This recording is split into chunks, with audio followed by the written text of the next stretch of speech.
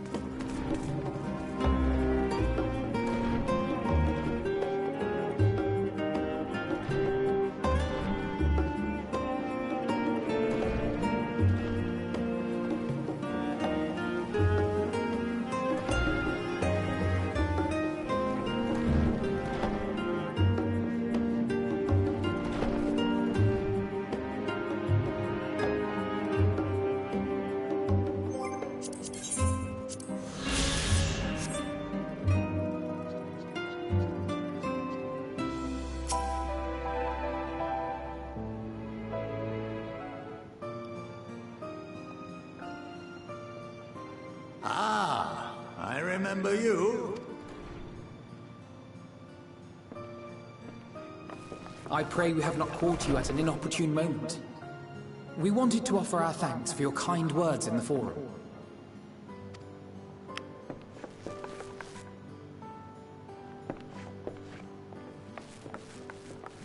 Well, I could hardly let that Inquisition go unchallenged. I've always believed that curiosity should be nurtured, not stifled. Thankfully, a majority of my colleagues agreed. A slender majority, aye, but a majority nonetheless.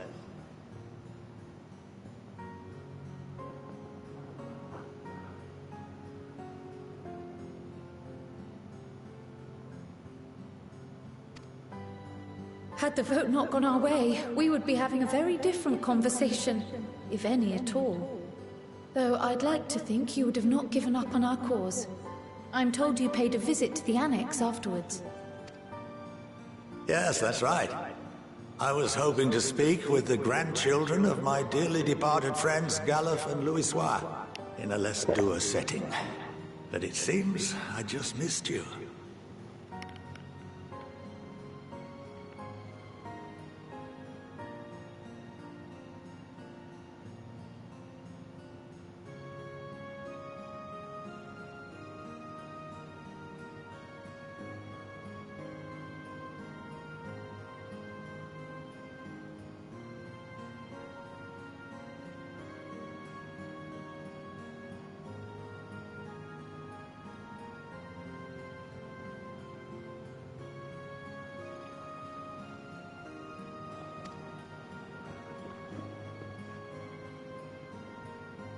I still can't believe how much you've grown.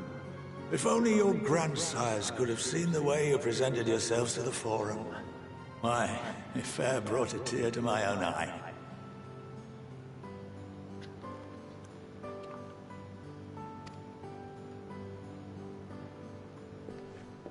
You must have the patience of a saint, putting up with this lot and their antics. Never mind Montoya's prize student. Luckily, I know a thing or two about managing unruly younglings. If you ever need advice, don't hesitate to ask.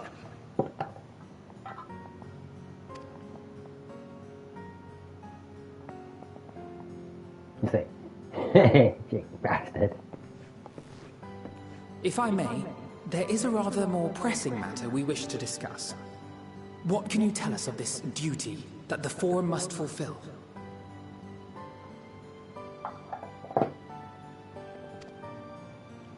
Nothing, I'm afraid. Like all humble servants of the Forum, I am sworn to secrecy.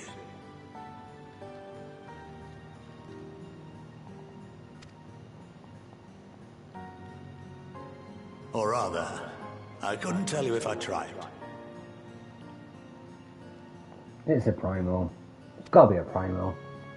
Our duty is of the gravest importance. Furthermore, if the particulars were made public, it would incite widespread panic. As such, those entrusted with this duty have been bound by an enchantment, which prevents us from speaking of such matters without the express permission of the Forum. Like that choking from earlier How on is that today. even possible?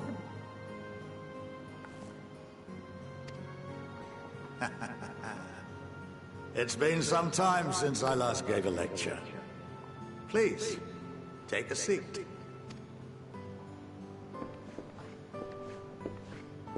I hope nothing bad happens to him, because I really like him. Louis was their old friend.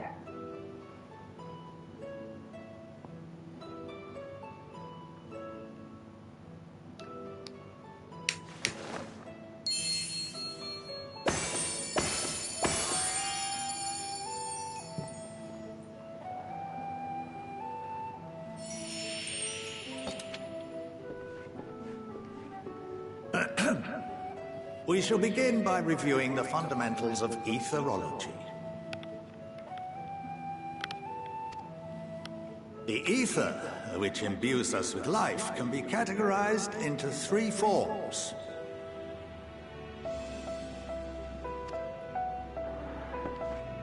Two are of the incorporeal sort, the soul and the memory. Can anyone tell me the third?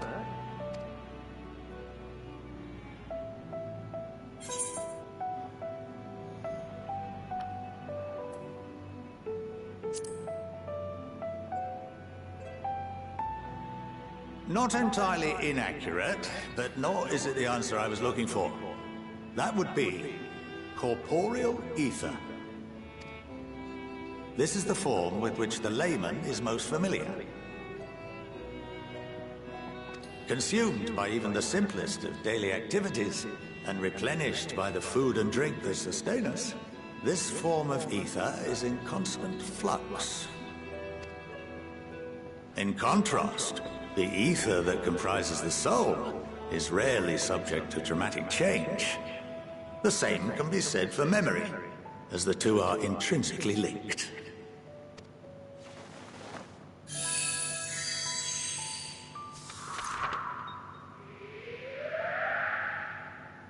Picture the soul as paper, and memories as words written upon it.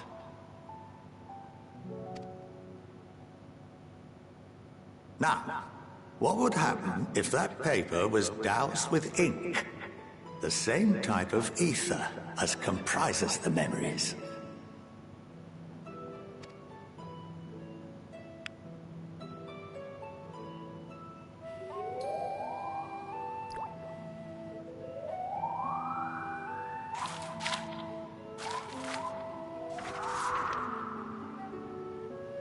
It would blot out everything that was written. Precisely. We would be unable to recall the memories, and any activities that depend upon them would be hindered as well. In fact, this exact phenomenon was observed on a vast scale not so long ago. And what might that have been?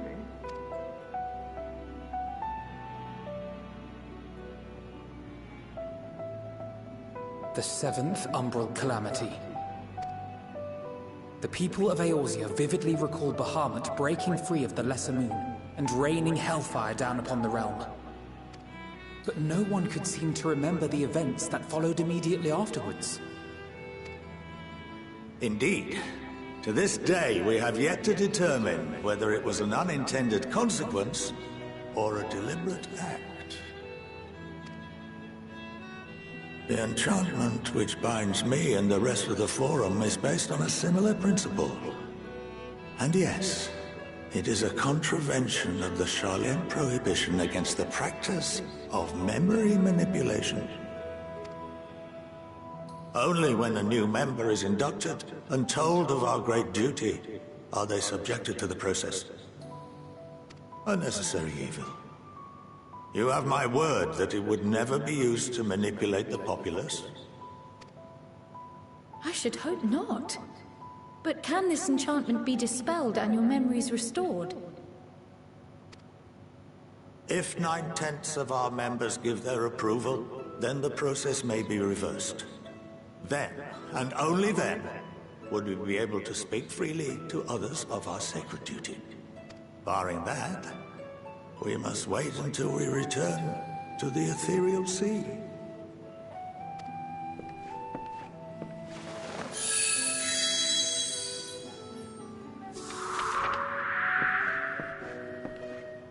For there we will be purified, the blots upon our souls washed clean.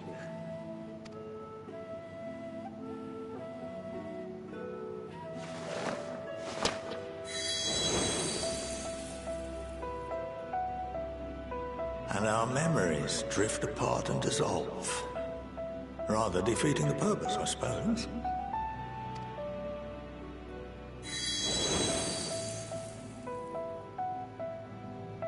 But there are those memories that are indelibly etched upon our souls, some believe. What happens after that? We are reduced to pure ether, coalesce with that of others, and create souls anew. Alternative schools of thought assert souls remain whole and return to the corporeal world, reborn into another form. Both theories have their proponents. Personally, I consider each equally probable.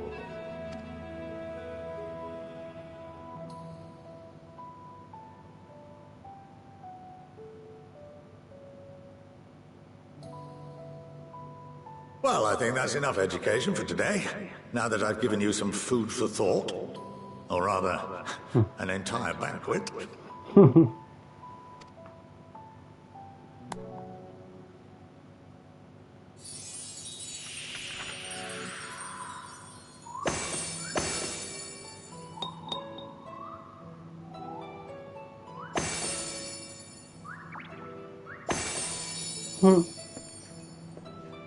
I would remind you that although I'm unable to assist you with certain matters, the resources at my disposal may still be of use to you.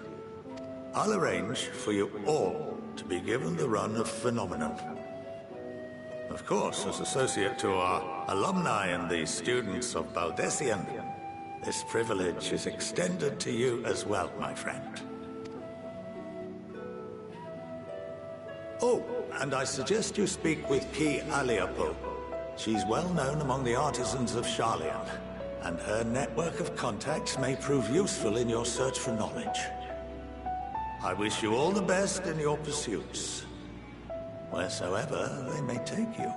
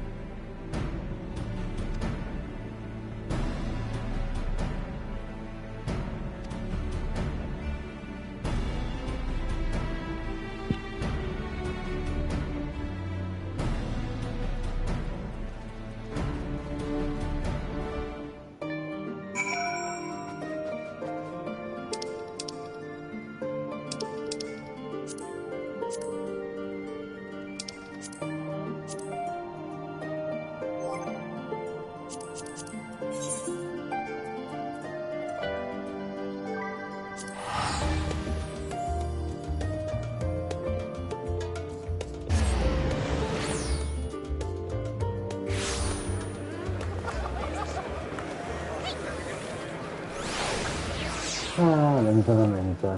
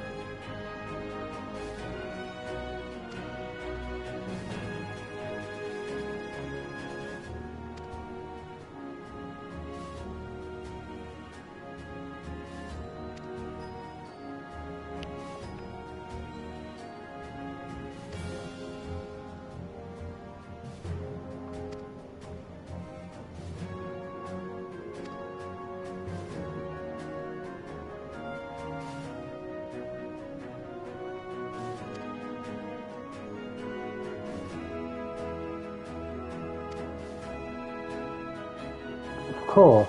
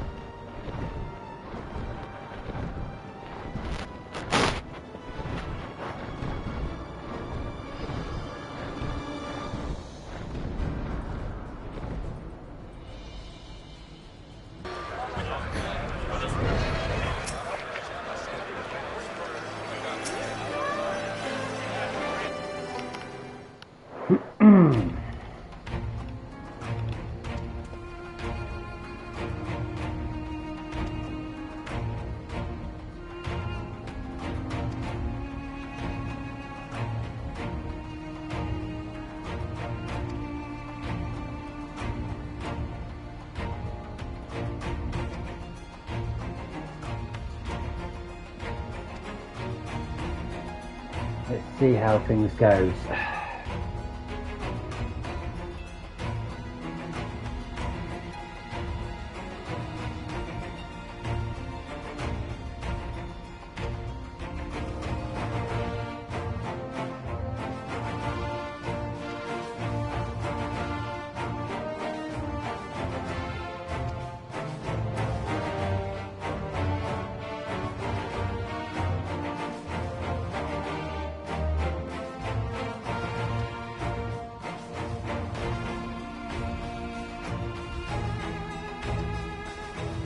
Ah, yes.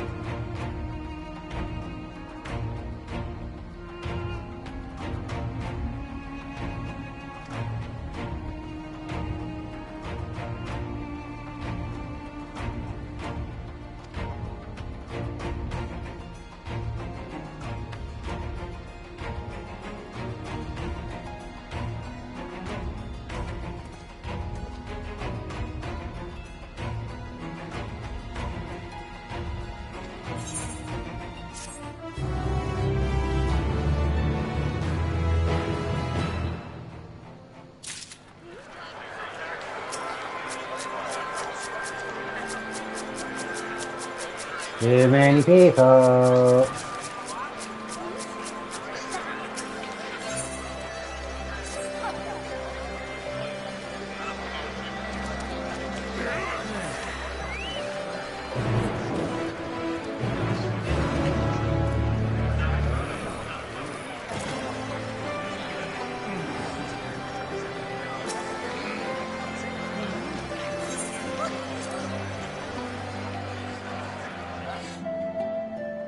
Maybe it's a new piece of armor we'll be getting. By the 12.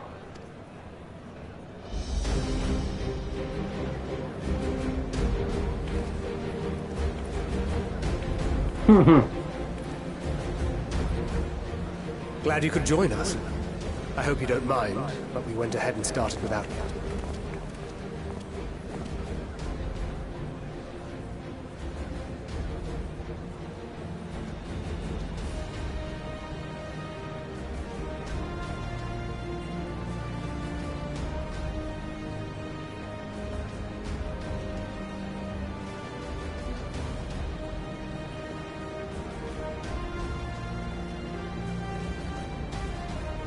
As you can imagine, our traveling companions were eager to become acquainted. 'Tis a rare thing indeed to see such a diverse and talented group of individuals assembled for a single purpose. I agree. We fight not only for the sake of Eorzea, but for the entire world, including the people of Garlemald. Much rides on the efforts of the Ilsabard contingent.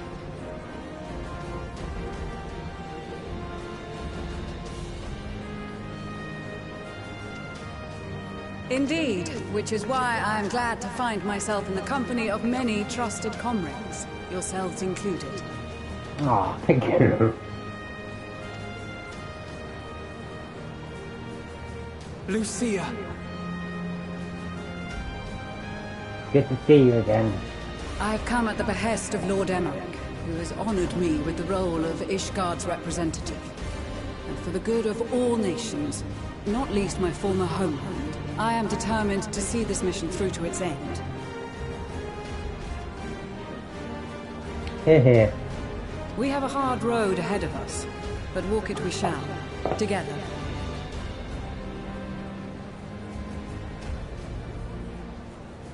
We too welcome this opportunity to work together once more.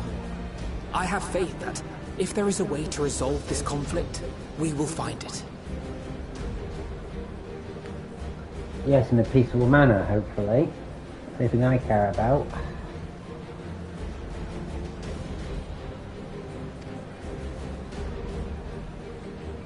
Allow me to introduce you to the rest of our company. Everyone! If I may have your attention.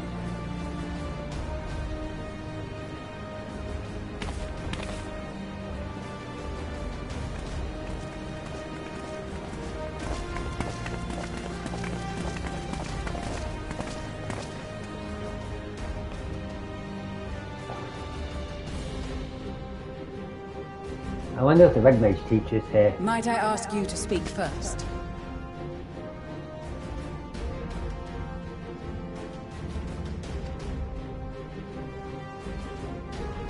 If I must.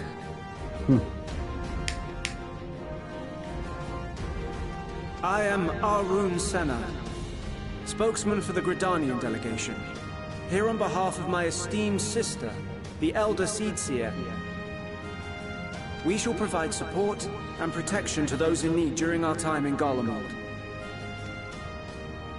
To that end, I am joined by healers selected by the Conjurers Guild, with the Order of the Twin Adder's Finest serving as our escort.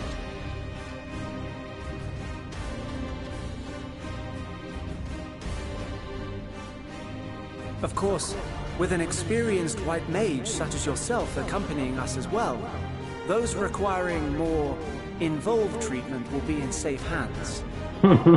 Right. Suppose I'd better say my piece. Wait, I know you. You're that pirate.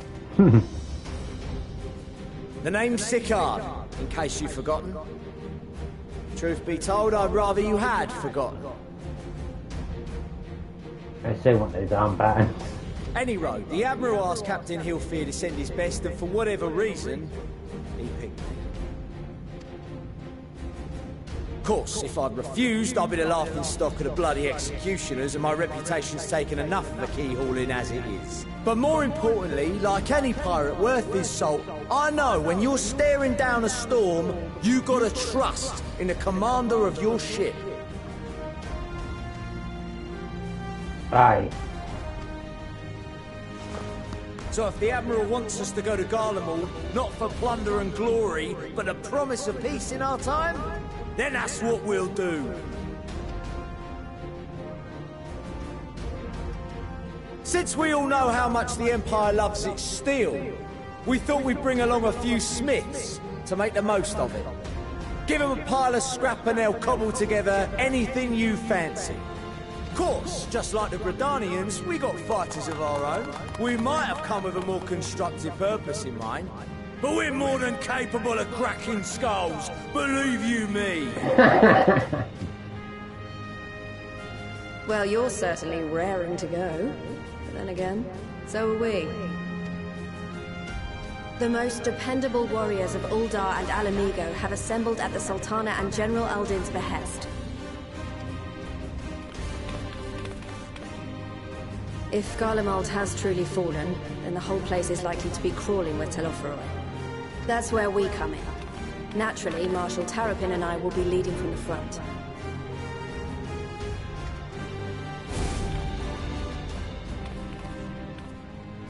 It's been some time since I last saw you in your element on the battlefield. From what I've heard, you've become pretty fearsome yourself. Master Matoya? The Avatar of Destruction?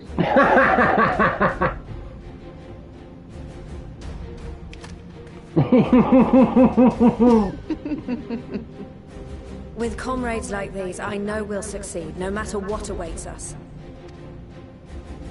And then we might finally get a chance to enjoy a good long rest. But...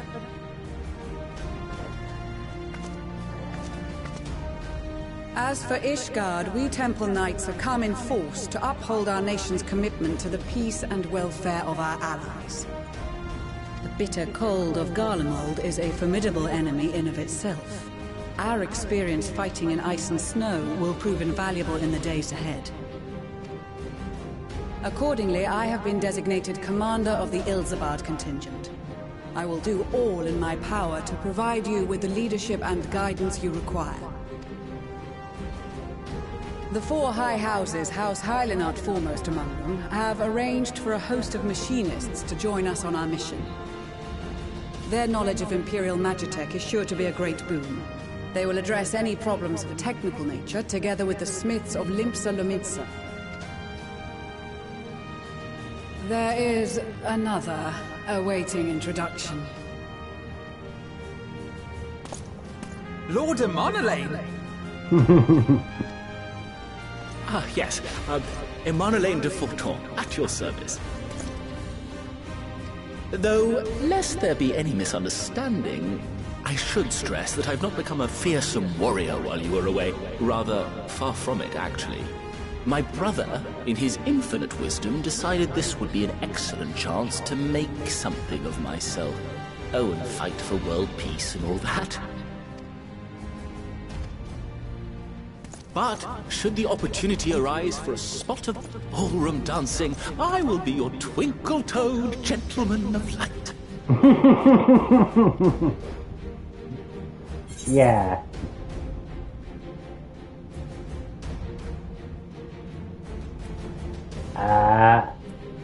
I think the second action is more funny, yeah.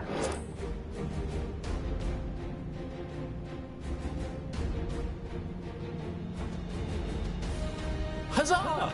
I cannot wait to regale Honoroa with my tales of daring-do. I believe that concludes introductions for the Grand Company of Eorzea. Our allies from the Eastern Alliance were due to arrive some time ago, but it would appear they have been delayed. Would that be the shinobi of Doma? Actually, they've been tasked with relaying messages back and forth between the various Eastern nations. According to Lord Hien, however, an equally capable company of warriors has been sent in their stead. Out of my way, you... Oh god, I know who that is.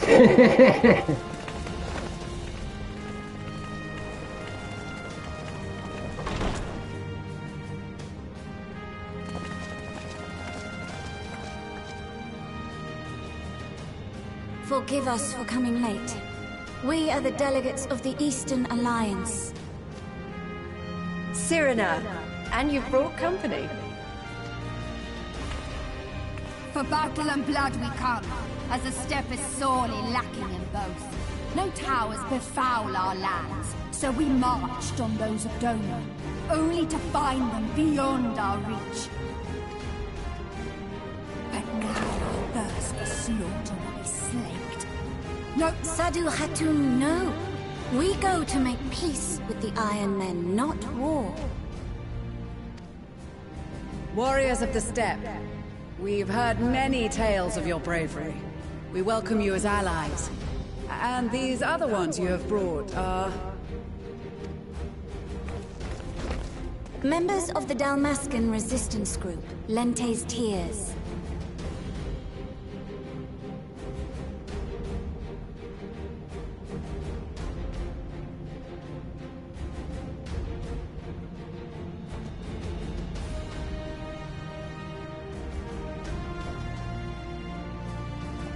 And the Bosnian resistance.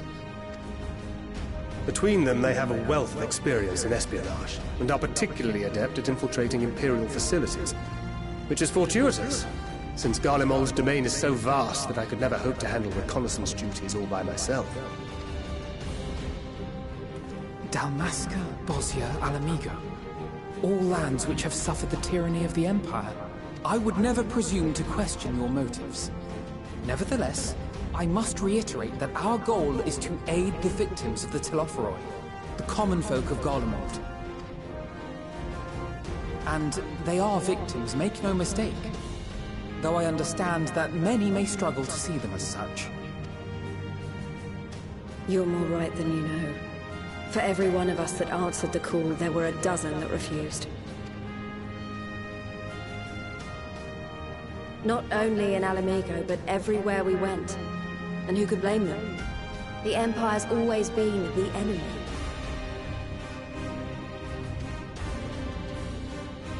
But after seeing what we've seen, fighting and working against and with Garleans, there's no denying the simple truth. They're just people. No different from you or I. They've got their share of liars and murderers, but so do we. So do we all. Fordola, who once swore herself to Garlemald, has proven herself a trusted ally time and time again. Every Eorzean here knows Cid Garland, the Imperial defector who shared with us countless technological wonders.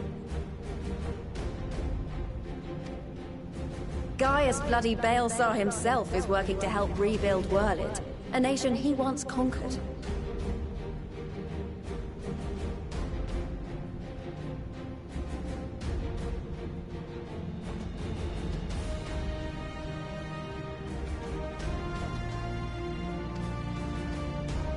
So you can believe me when I say that every fighter here understands and accepts that the Imperials are not monsters and are deserving of help. Or at least that they were able to put aside their feelings for the greater good. It won't be easy, but we're all determined to make this world a better place.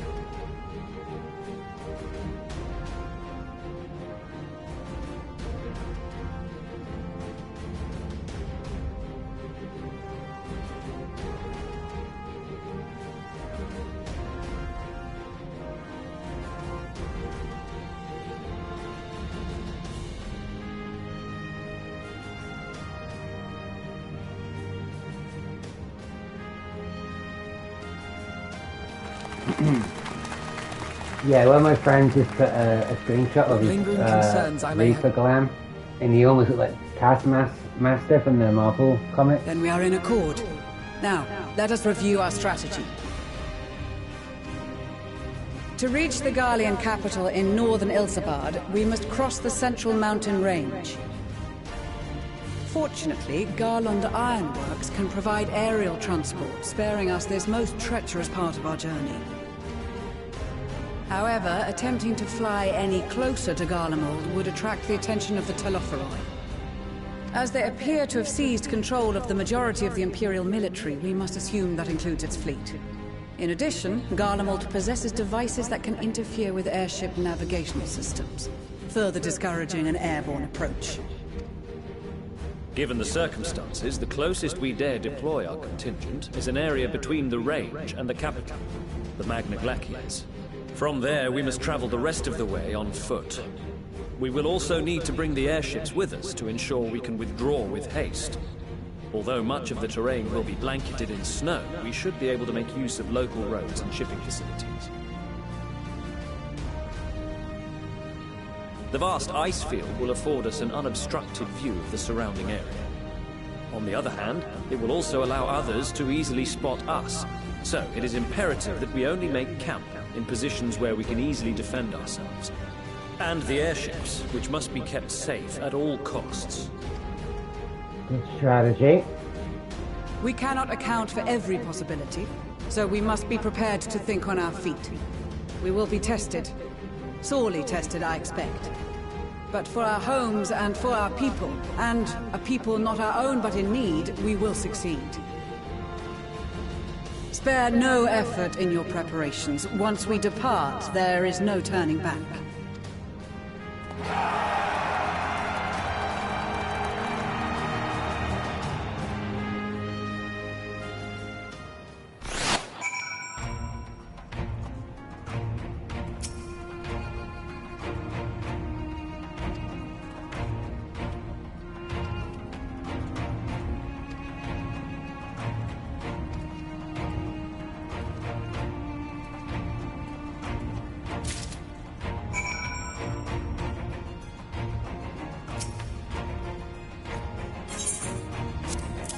There we go. One scale for you.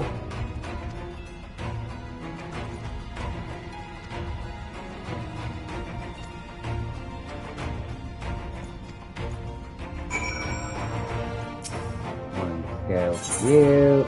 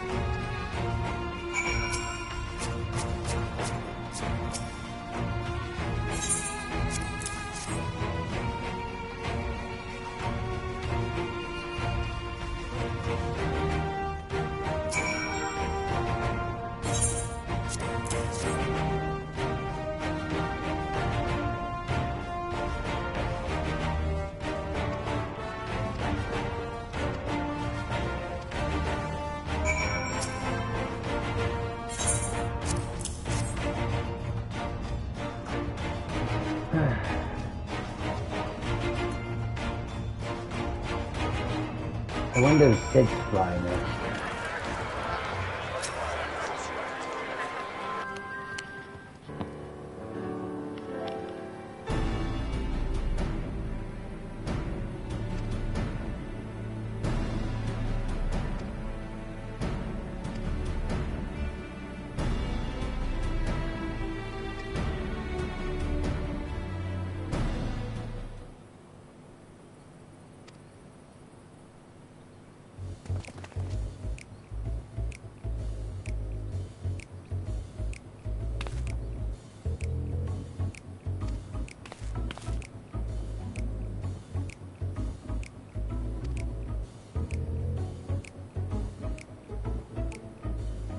Oh no.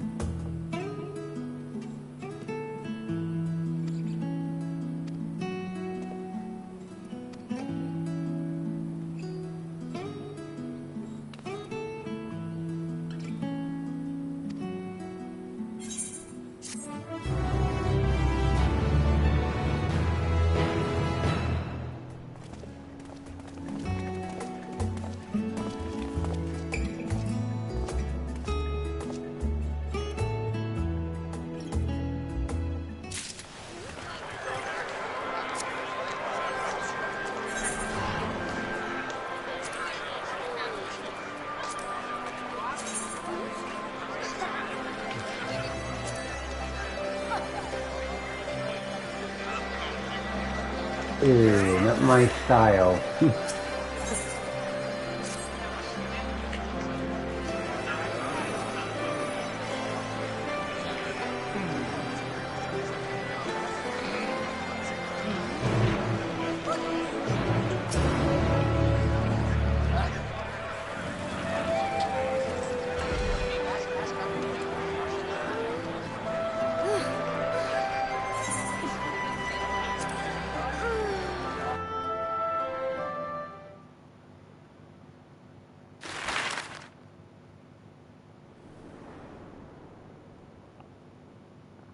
Got 'em all, here we come.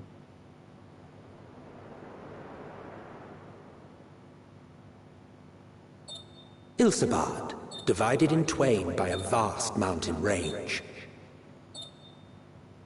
Those who would traverse its jagged peaks face peril at every step. But why go by foot when one can simply fly?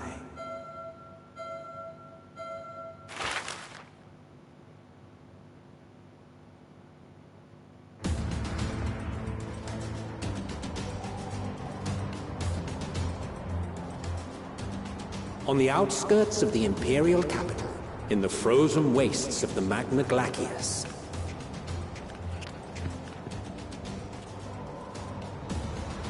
the winds howl in icy protest, as if to warn against further trespass.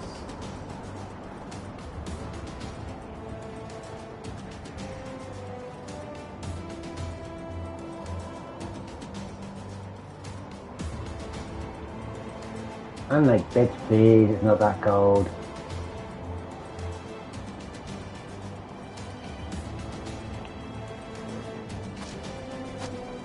We've received word from Thancred's reconnaissance party.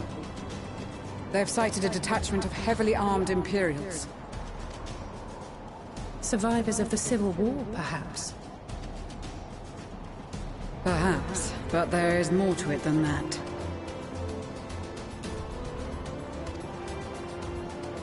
Maxima reports that they are led by Vergilia, legatus of the 3rd Legion, which comprises the bulk of their number. However, they are also joined by several members of the 1st.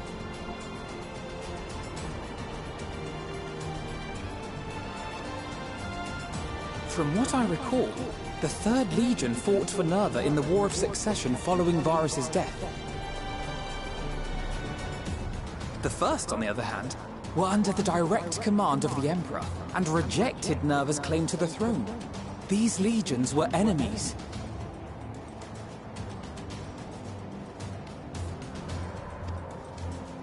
Indeed. In fact, our sources claim that it was a conflict between them that sparked the Civil War. Yet now, these former foes cooperate to defend a ruined Garlemald from invasion.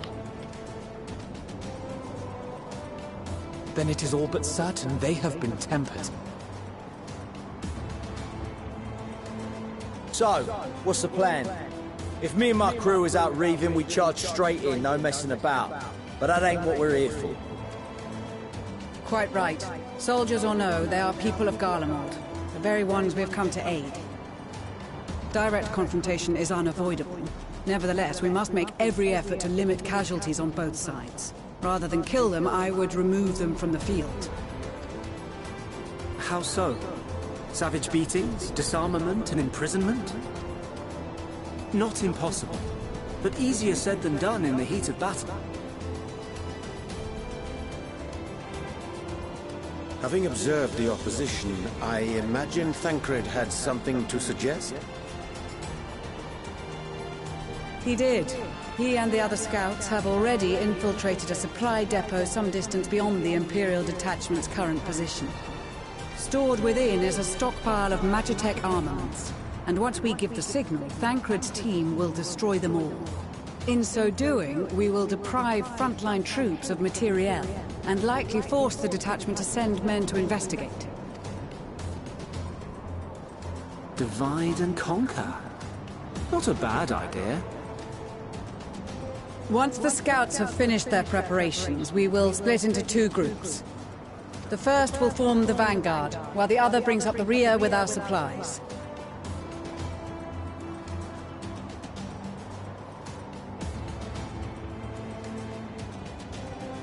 As for the Scions, I ask that you lend your assistance where you deem it needed most.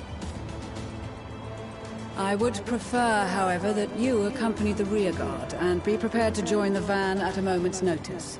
Kept in reserve as our trump card, so to speak. Aye, aye.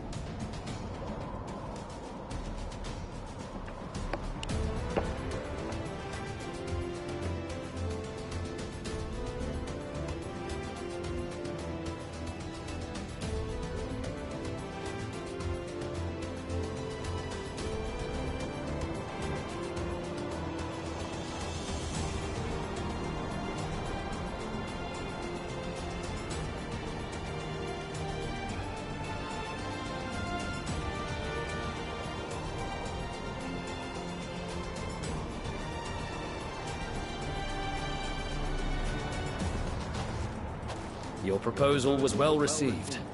More specifically, they asked that we destroy the Imperial's toys in as spectacular a fashion as possible.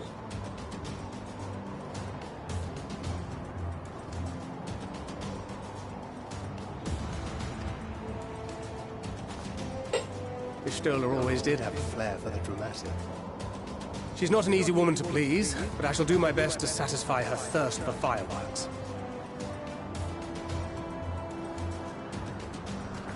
Oh, nice. All right. Once more for my peace of mind.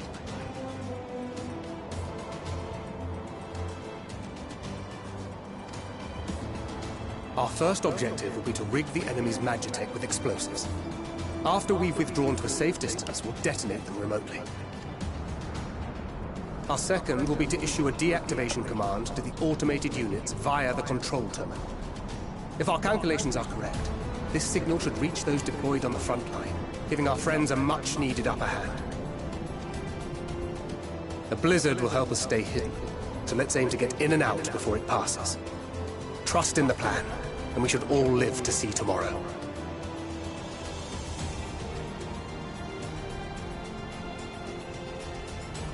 In the meantime, I will relay messages back and forth as the situation unfolds. You'll forgive me if I ask again, but are you certain you wish to play the lone wolf? Wouldn't have it any other way. Call it foolish and reckless if you like, but I'll get the job done. I always do. Very well. I wish you the best of luck.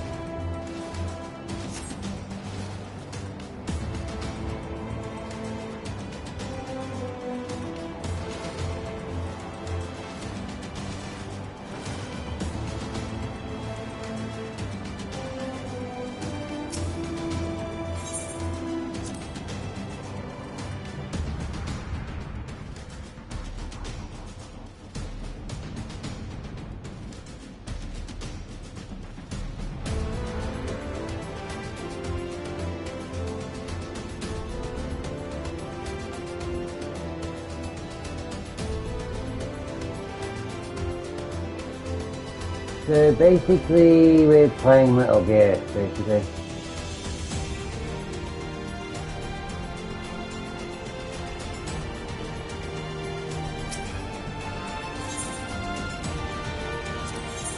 Keep your wits about you.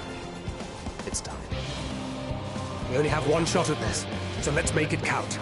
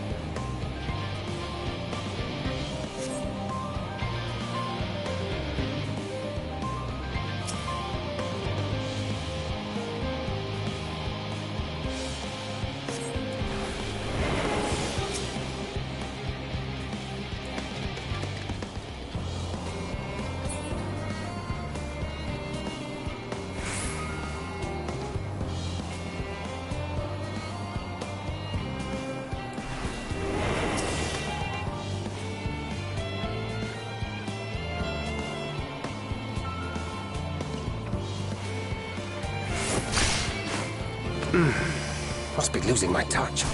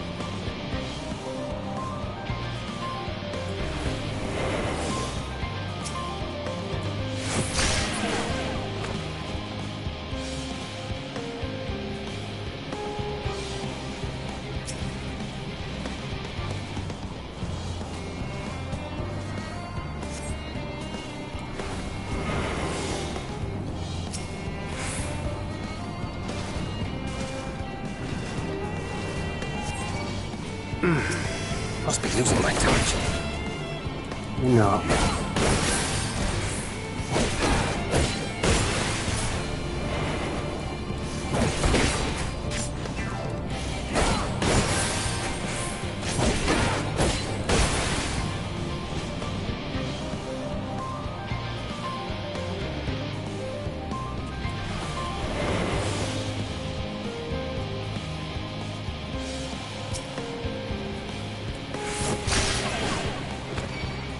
Seven hells.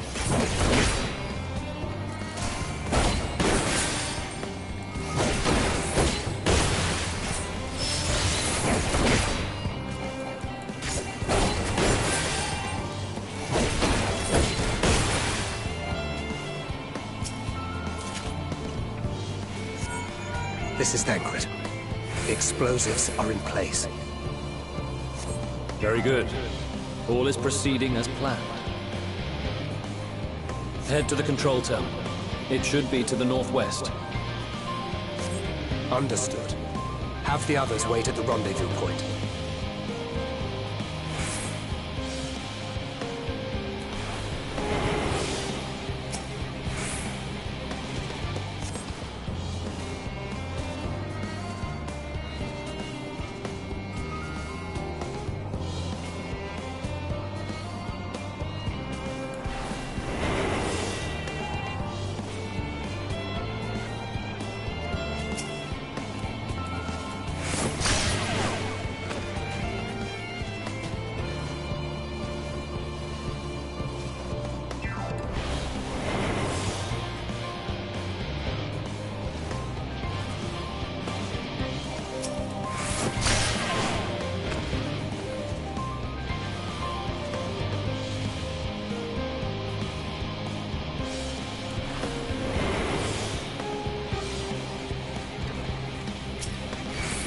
Damn, spotted.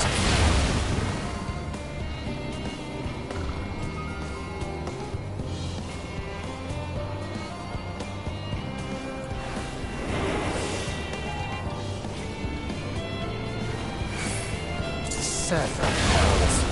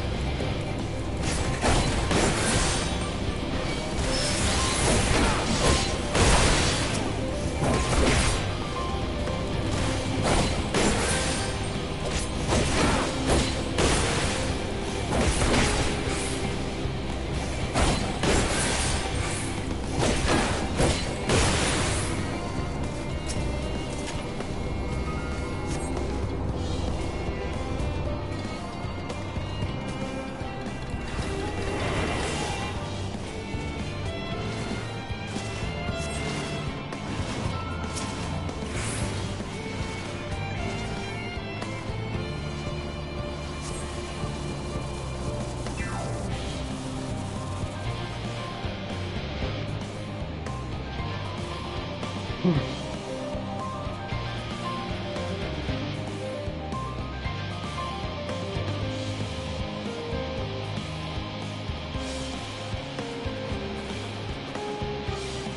are returned, and none the worse for wear, to my considerable relief. What news from our comrades? They stand at the ready. Excellent. Then let the fireworks begin.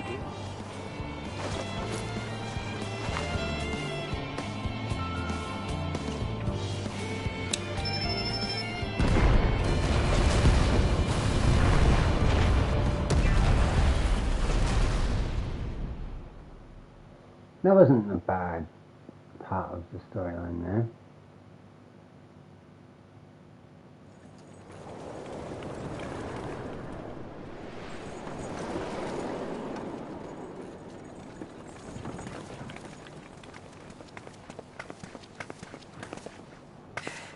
The blizzard's beginning to clear. The Vanguard should be engaging the Imperials any moment now, if they haven't already. Ishtola and the others are with them, so I'm sure they'll be all right, but...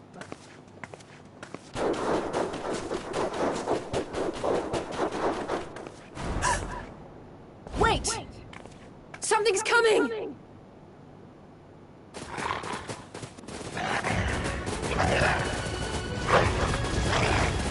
Oi, oi! Looks like we ain't the only ones who sent out scouts. Keep them away from the carriages! We lose those, and we're as good as dead!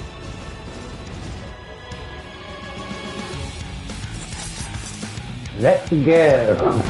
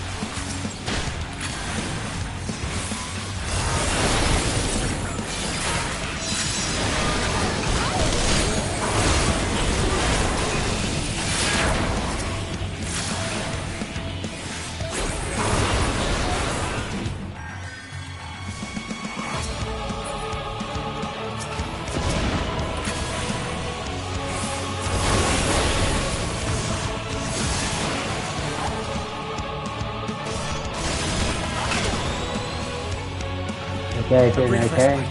Stay alert. Keep the carriages safe.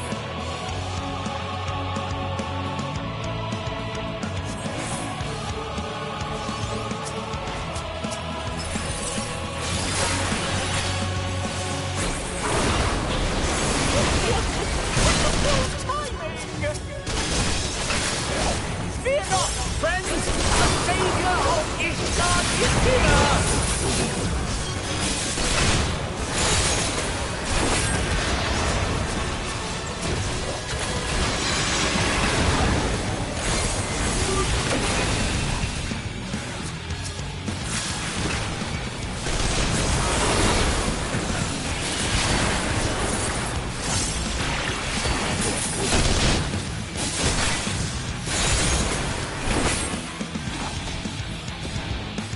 A fine display, but the other carriages are still in danger. Go on ahead. All hold the line.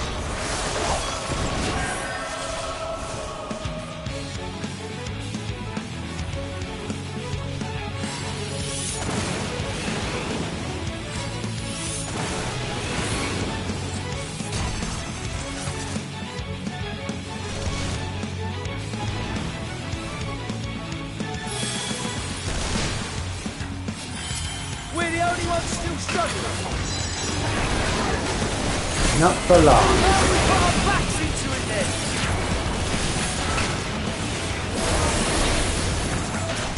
I've been itching for a good scrap.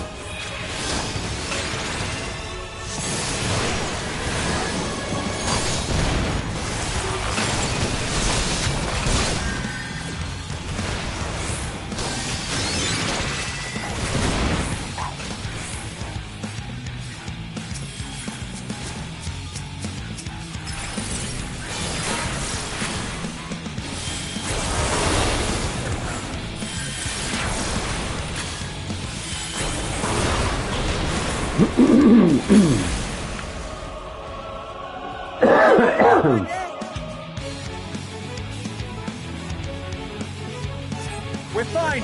I'm ready for more. Hear that?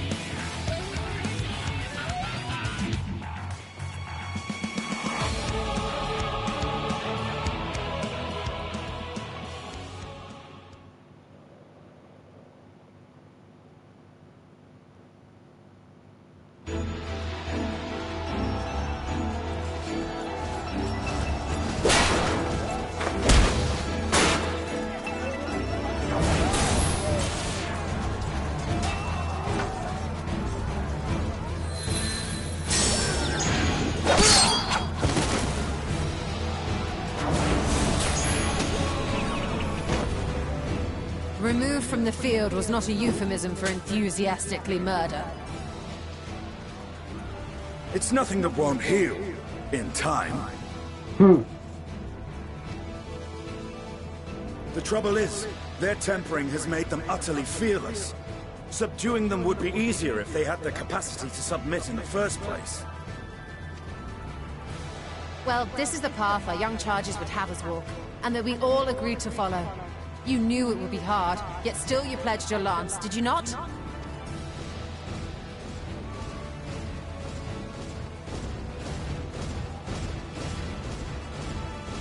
That I did.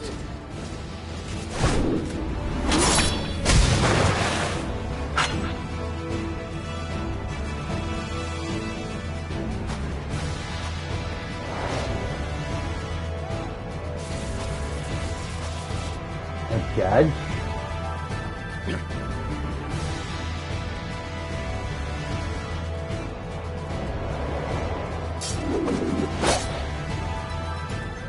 That's Vigilia.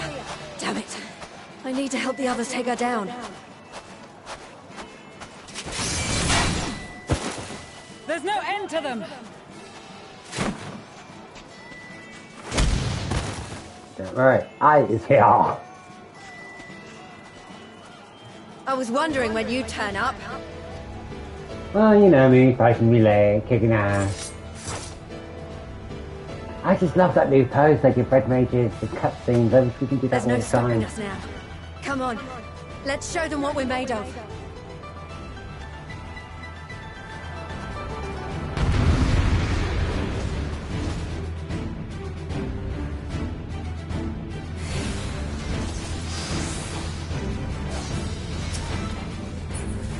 We have them now! Forward!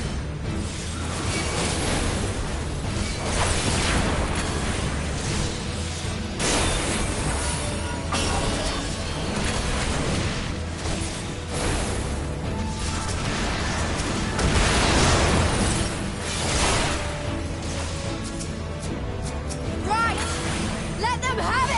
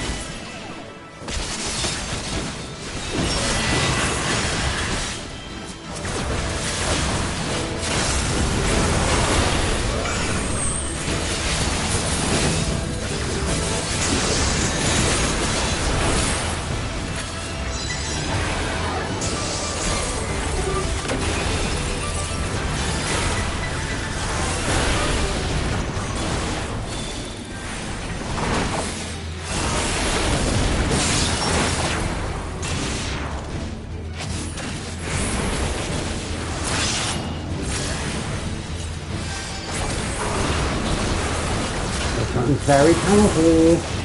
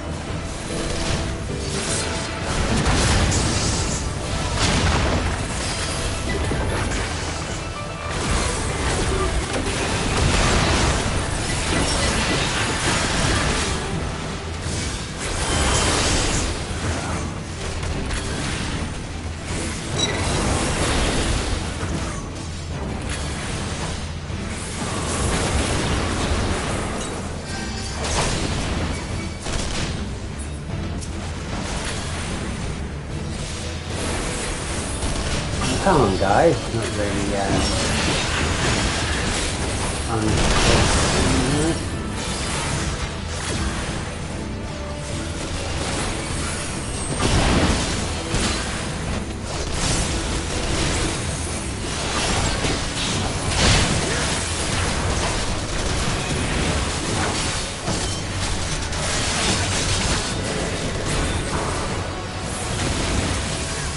Tremble before the sun!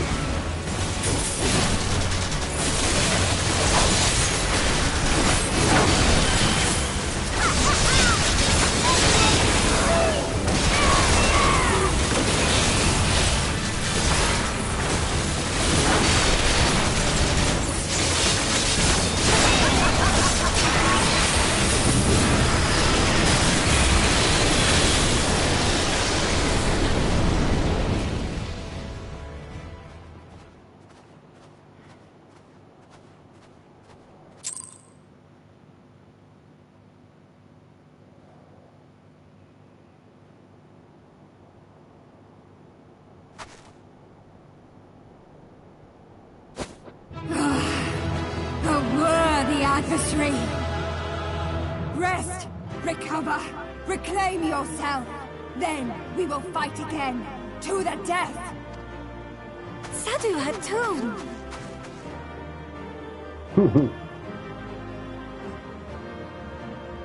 That was the last of them. For now. The day is ours, thanks to your timely arrival. What of the supply caravan? A little bit damaged, but alright. Outmaneuvered, but not outmatched. Good. Let us take the Imperials into custody and rejoin our comrades. And soon we shall arrive at the capital.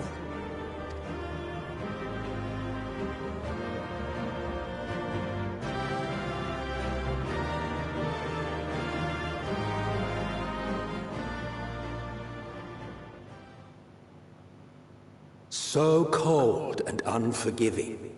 Thus spoke Emperor Solus as he gazed upon his barren domain.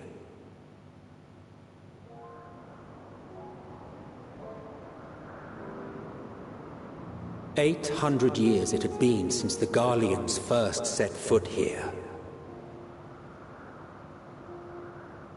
Bested by the Kvorsi, after centuries of war and driven from fertile southern pastures into the blasted northern wastes.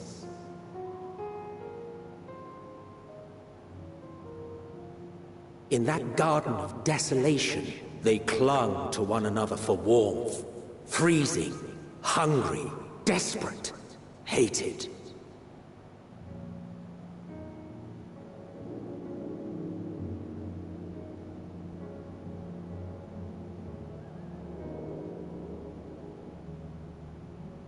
The chosen forsaken.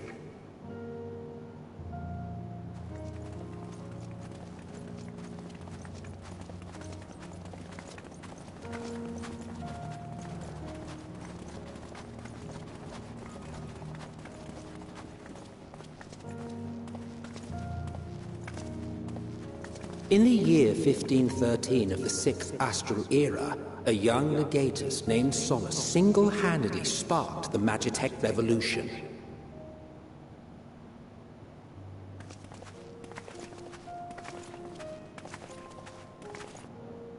How did he conceive the machina that feed on ceruleum? Once a common, soft-spoken soldier, how had he so quickly ascended through the ranks? Like so many others, those who knew the truth are gone. Taking in the capital with his eyes for the first time, I recall thinking to myself, far colder on the earth than in the heavens. Yes, far colder indeed. Bitterly so.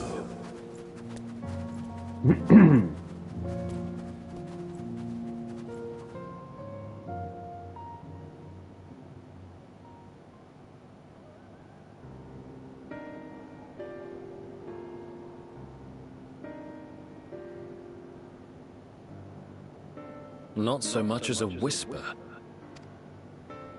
The roads leading beyond the city walls would have been used less in recent years.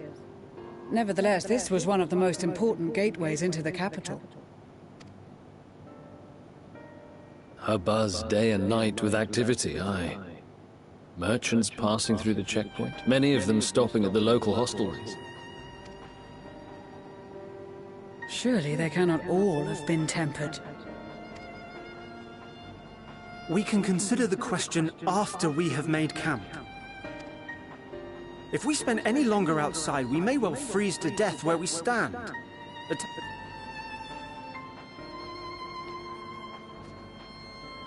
This will be our temporary base of operations. Secure shelter for ourselves and the injured, and dispatch scouts to survey the surrounding area. Aye, aye.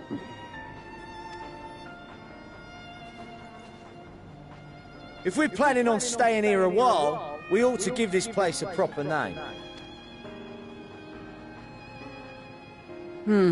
Well, the constant sound of ice cracking underfoot makes me think of broken glass. An apt name, perhaps. But enough of this. To work,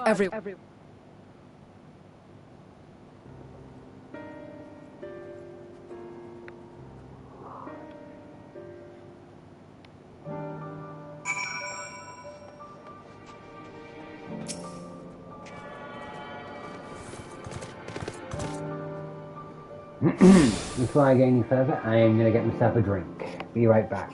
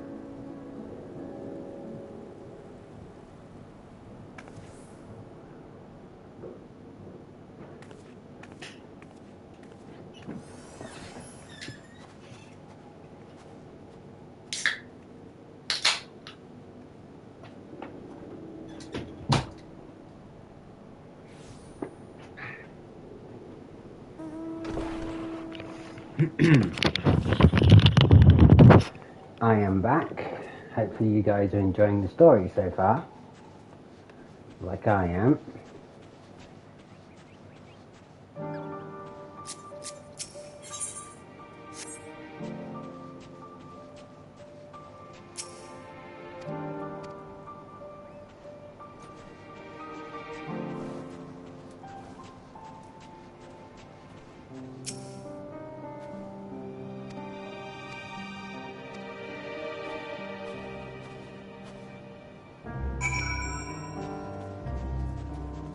This is the base of operations if I do die.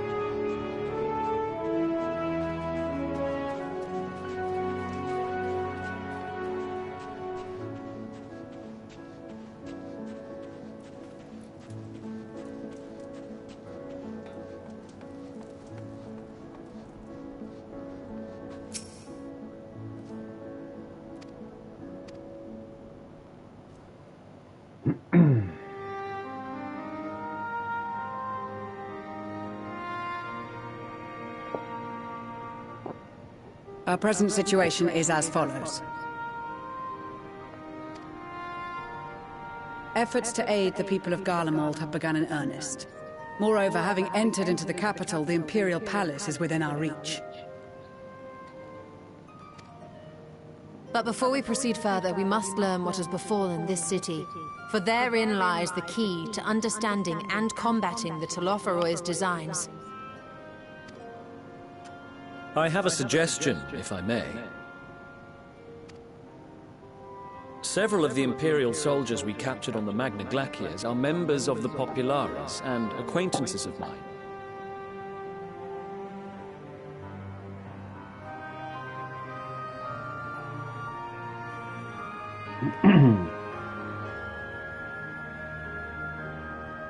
Once we've cured them of their tempering, they should be able to give a reliable account of the events leading to the capital's downfall. A promising idea. I will assist the healers and their ministrations. Of course, I will require a proxy of my own, assuming you can spell.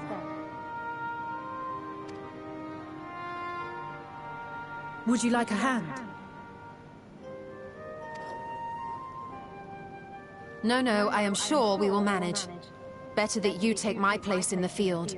The noxious ether of this place disagrees with me, and as I shall need to draw on my own for the treatment, 'twill be prudent for me to remain within the camp.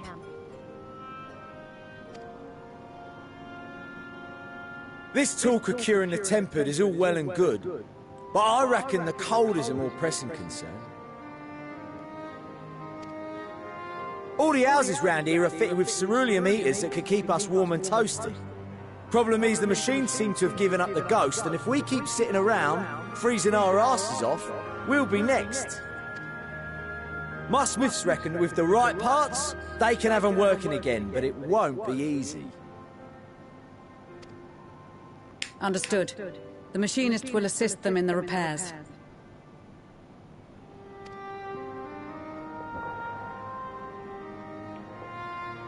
The rest of us should either stand watch or survey the area.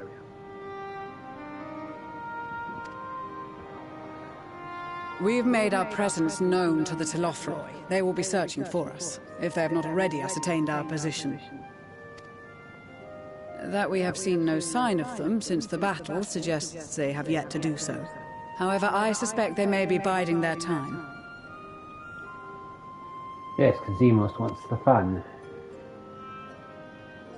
Or perhaps we are beneath their notice.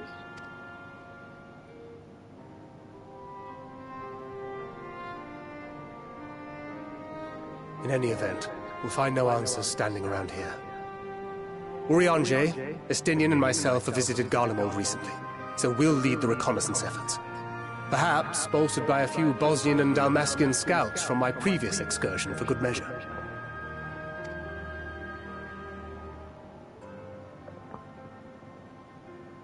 Don't forget about us Alamegans. We have experienced scouts of our own. Well now, this is turning out to be a rather sizable team. With such numbers, we should be able to cover a wide area with relative ease, including that surrounding the Imperial Palace. How about you, Graha? I have a feeling we'll find a use or two for that vanishing spell of yours. Twould be my honor to be of service, though I doubt that you of all people need rely on my tricks. That leaves us with guard duty. That's fine by me. As a matter of fact, I have something else in mind for the two of you and Alphino. Between here and the center of the capital lies the Eblan Rhine. I would have you search the area for survivors. Your keen sense of direction, honed in your extensive travels, should prove useful in navigating the ice fields. Of course.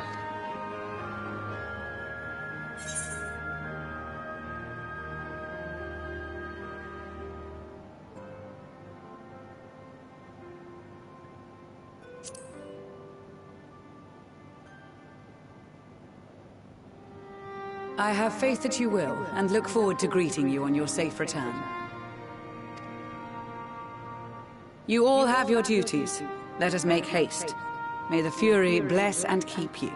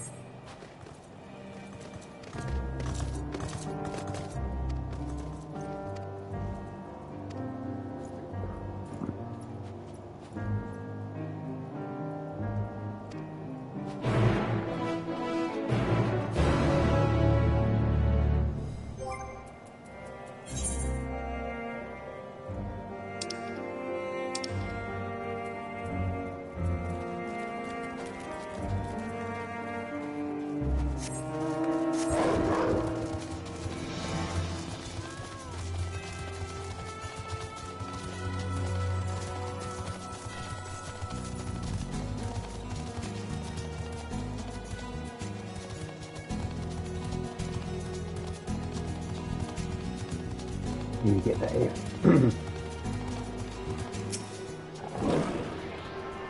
Let's get this.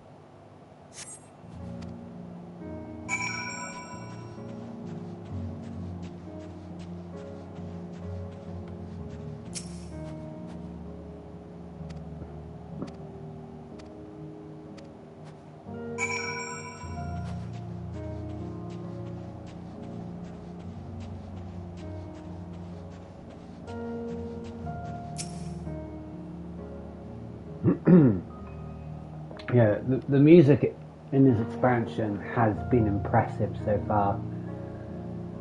Equally as good as Shadowbringers soundtrack.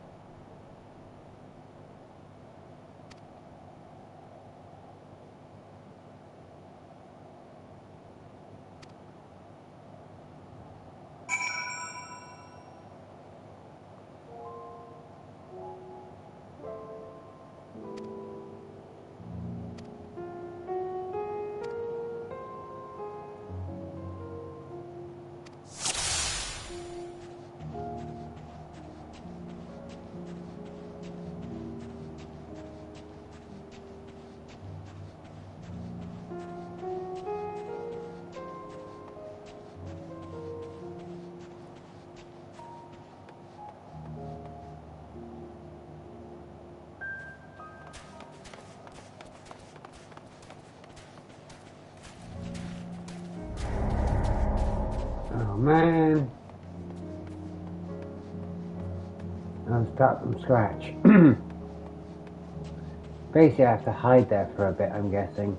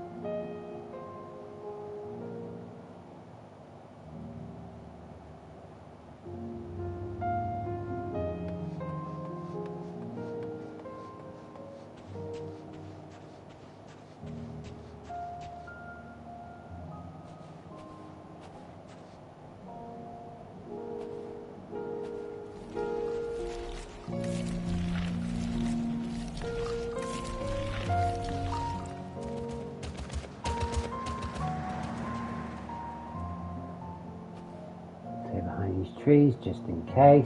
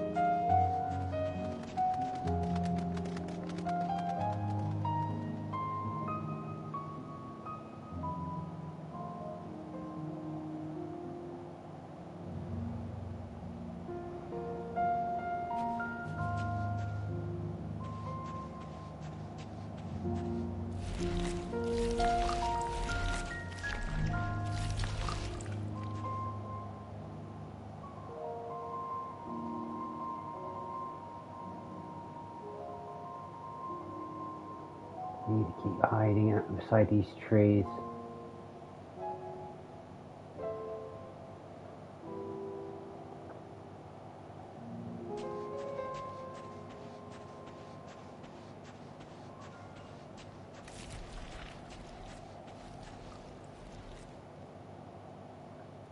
Just keep hiding behind these pillars.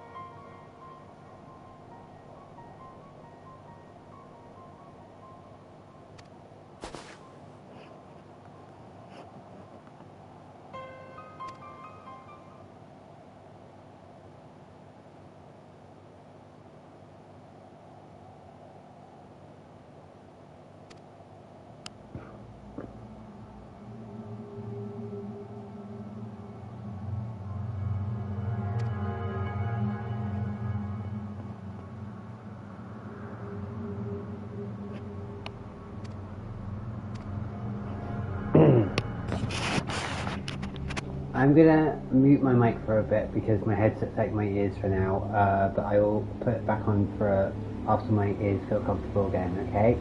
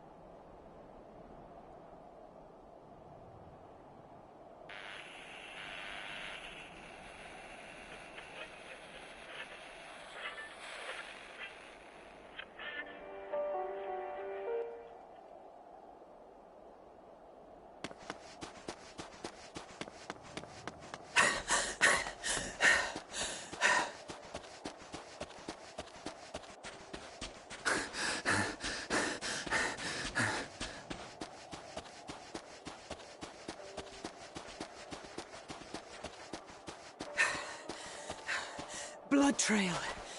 We found one. They were attacked.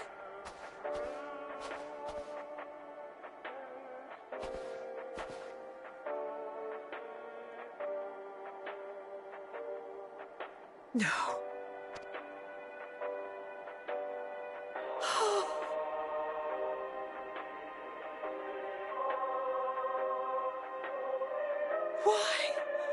Why wouldn't they?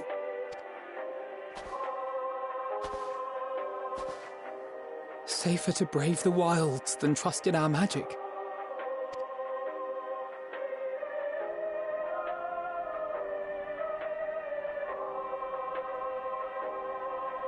We should have...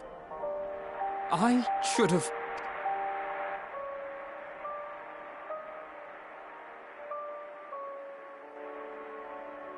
We can't leave them like this. We have to take them home. What if we're only making it worse?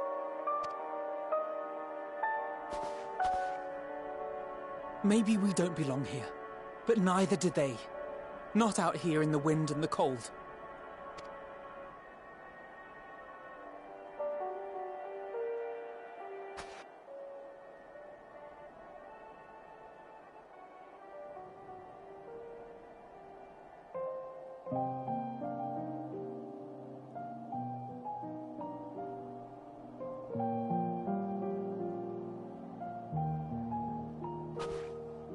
I heard the story about Varus's voice from beyond the grave. Of course, I didn't believe it, but Licinia and her sister did. Perhaps there's something to the tale after all.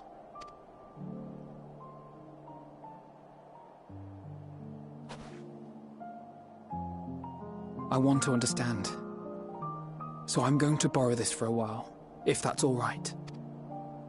You had every reason not to trust us. We came as trespassers, invaders. But I pray that in time, we will be more than that to you. That we will find a way to help your loved ones. And see that no more children are left to freeze alone in the snow.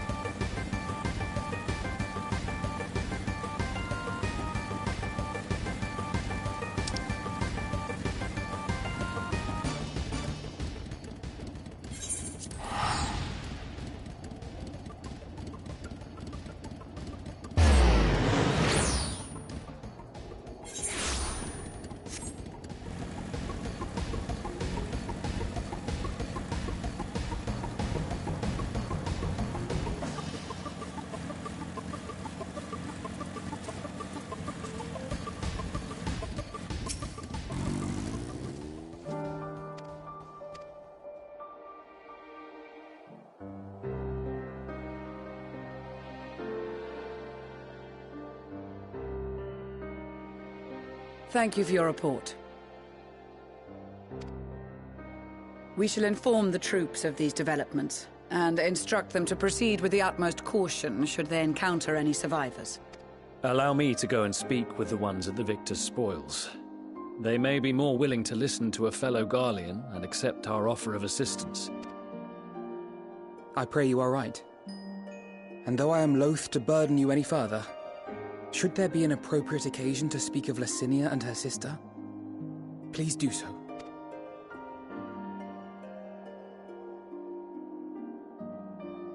I am sorry to have put you through this. My distress is nothing compared to their suffering. So tell me, what else have we learned?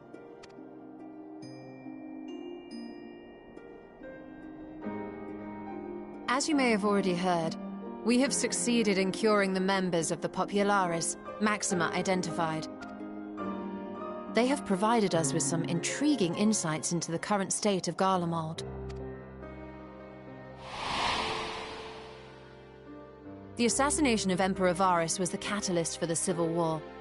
Nerva declared his claim to the throne, and his opponents refused to recognize it. Fighting broke out in the capital, where Nerva's 3rd Legion clashed with the 1st, who remained loyal to Varus even after his death.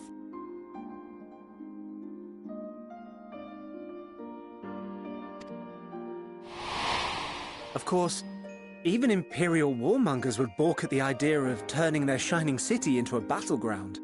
Like burning down the wood to spite the wasps. Unless something or someone inflamed their animosity to such an extent that they could not help but act against their better...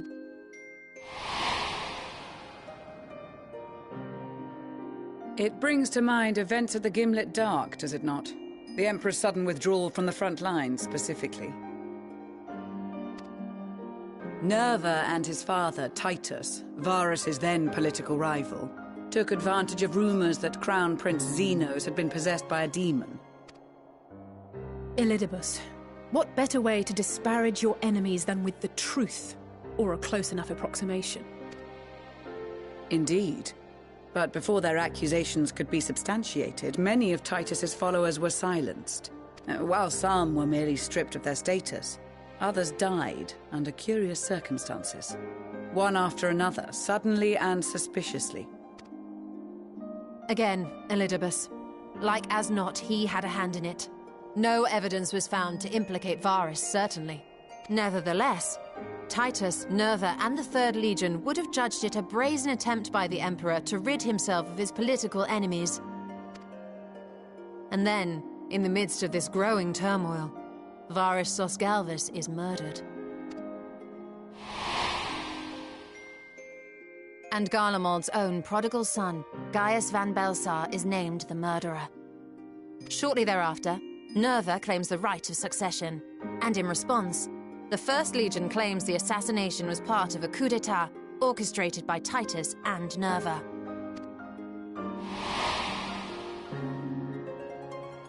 So no one is at fault, and everyone else is to blame.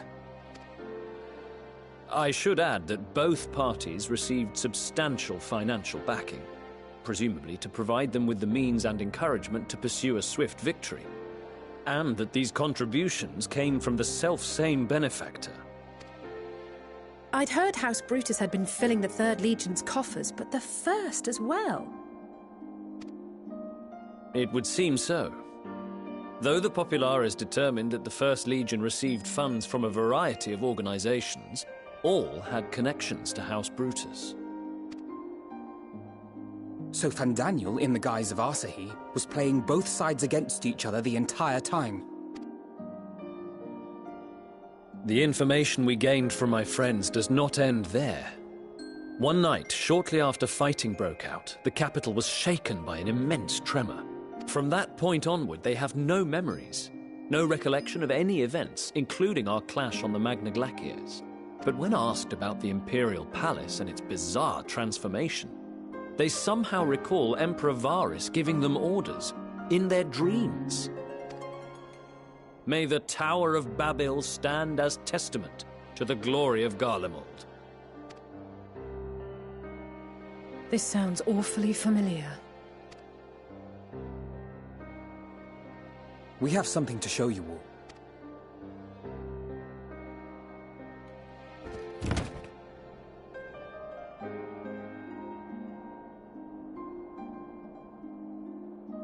Varys spoke to them through this radio. Perhaps it was a recording, but if not, that would be inexplicable.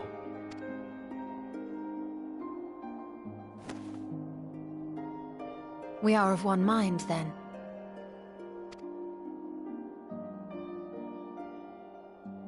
The ether that permeates the ore used in this device is almost identical to that of the talismans. I see it. While it is likely more by coincidence than design, these devices might also ward against a primal's influence. A picture is beginning to form. If the tremor felt throughout Garlemald was a wave of ether emitted by a primal, then while those within range would have been tempered, those huddled around a radio desperate for news concerning the Civil War would have been spared. No wonder Licinia kept it close. My friends! I must speak with you! A young man was caught trying to steal our supplies.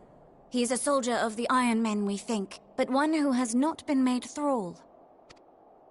Thankfully, Magni restrained him before blood was spilled. The stranger is outside, if you wish to ask him questions. I think we do.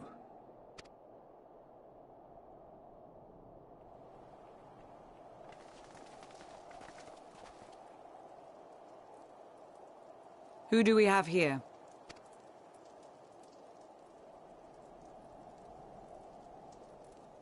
Garleans? Traitors to your homeland! Have you no shame?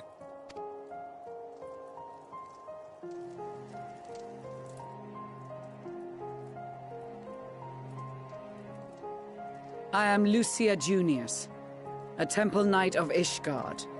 And you are? Iulus Pier Norbanus. And that's all you invaders will get from me. We are not here to invade Garlemald. Far from it. Like you, our allies in Eorzea and the Far East fight in defense of their lives and their loved ones even as we speak. But it is the people of Garlemald who have suffered most. This we know. And that is why we have come to offer you our aid, that we may unite against our common foe.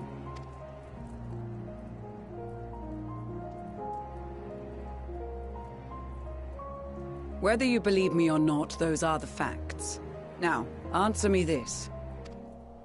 Why would a proud soldier of the Empire be reduced to stealing? The situation must be dire indeed for you to go to such lengths. If it is supplies you seek, we would gladly share ours, or turn a blind eye while you leave with your spoils. I will not negotiate. My commander will determine how to deal with you and yours. If you wish to treat with him, I will take you, but no more than 3. I don't much like the sound of that. But if we do accept his proposal, I suggest the 2 of us and...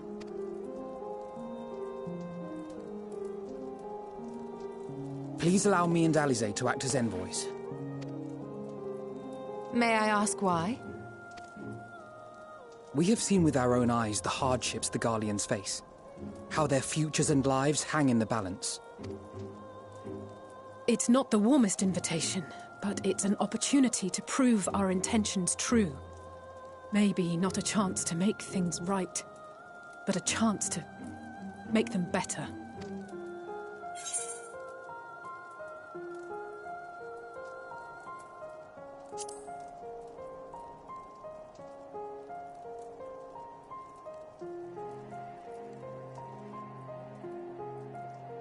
I can see that persuading you otherwise is a lost cause, but you will proceed with the utmost care.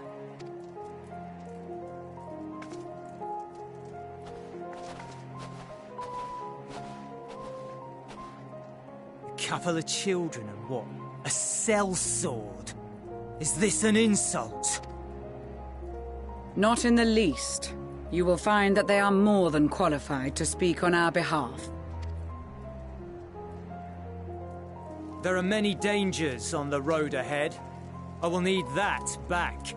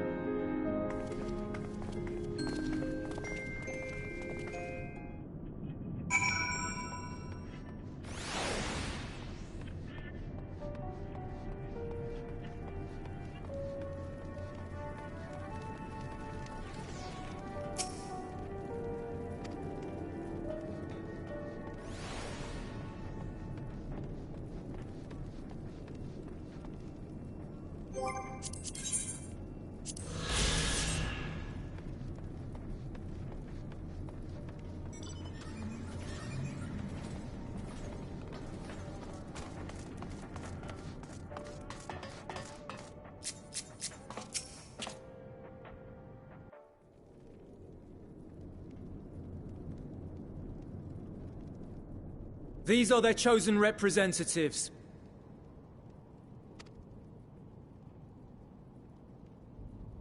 Very well.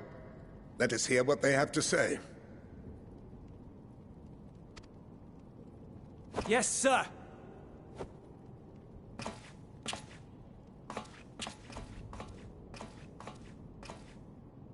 I present to you our commander,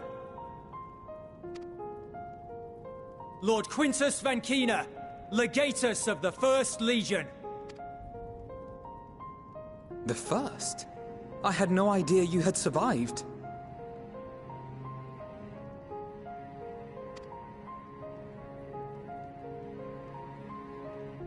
We lost our Emperor, our city, more than half our troops.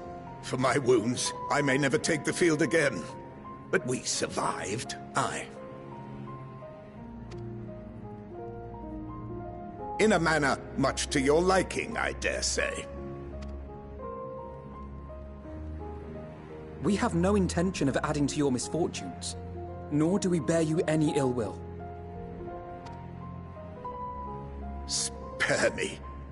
Though you children may speak in earnest, overtures of peace ever ring hollow in my ears. So long as man stands to profit from his neighbor's suffering, war is inevitable. Driven from our ancestral homeland into this blasted waste. Yet still you yearned to rob us of our paltry scraps. 'Twas only with Magitech that you learned to keep your distance. Though we knew it was only a matter of time before you regrouped and returned. Conquest and empire were our only defenses. Emperors Solus and Varys understood this, and through their campaigns saw us grow and prosper. Much blood has been spilled in Garlemald's name, aye. But if it is a choice between yours and mine, then it is hardly a choice at all.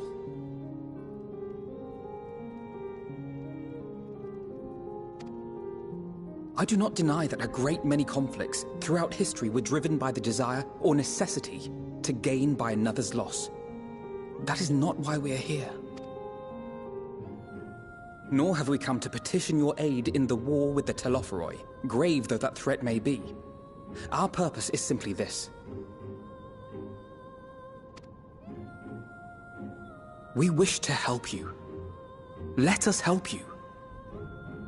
If there is aught that can be done to ease your plight, we would be glad to do it. Perhaps you would.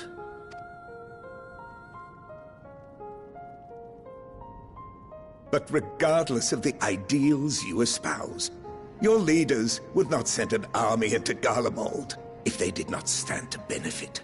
If we accept their aid, they will expect their efforts to be rewarded once the Telophoroi are no longer a threat. And after compensation and concessions, the great empire would be brought to heel. Her enemies rejoice at her downfall. Our third eye, a mark of shame. We won't stand idly by and let your people be humiliated. And we're not alone in that. We only want to make a difference. To make this world of ours better. Surely you can understand that. What I'm trying to say is, there are so many people who just don't care about making you suffer. And maybe that's almost insulting after all the suffering you feel the world has subjected your people to, but believe it or not, that's the truth. And now we're here, and all we're asking is for you to tell us what you want, what you hope for. So much blood has been shed, so much lost. All because of this endless war. Who wouldn't want to end it? Can we not work together to face our problems as one?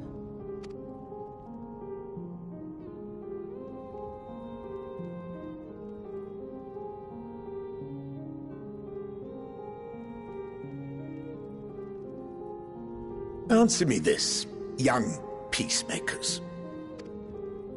If a world without conflict is your desire, why reject the unity and prosperity of Garlemald?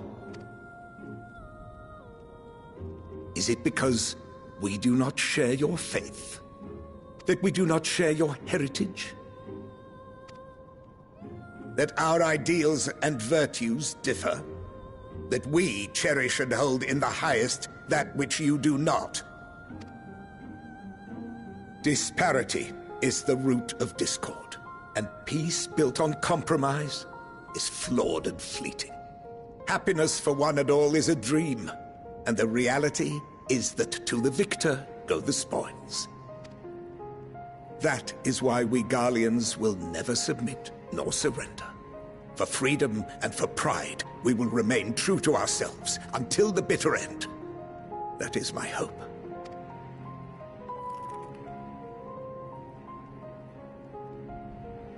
It seems there is nothing more to say on the matter.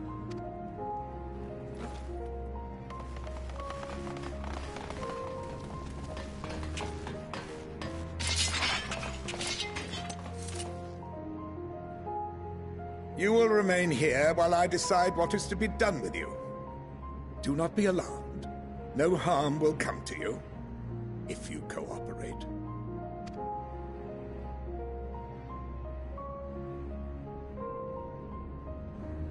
We will not resist. However, as your guests, I ask that we be allowed to speak with the other members of your group. As you wish. I had no intention of locking you up, as by dawn you would be frozen stiff and you're no good to me dead. You are free to move about the encampment, but there is one condition. Collar them.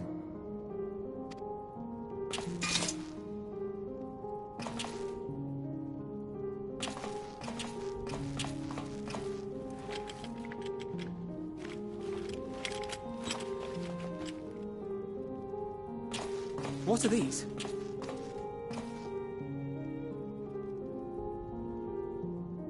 Incentive. You'll be watched at all times. Stray too far or act suspiciously, and we will administer a rather painful shock. Stop! Keep away from that one.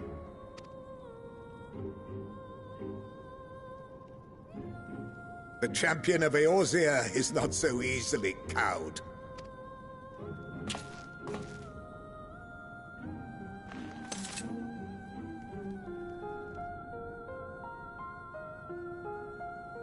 Even if he allowed himself to be collared, the shock would be no more than an itch. No. If he refuses to obey, we will activate the twins' restraints instead.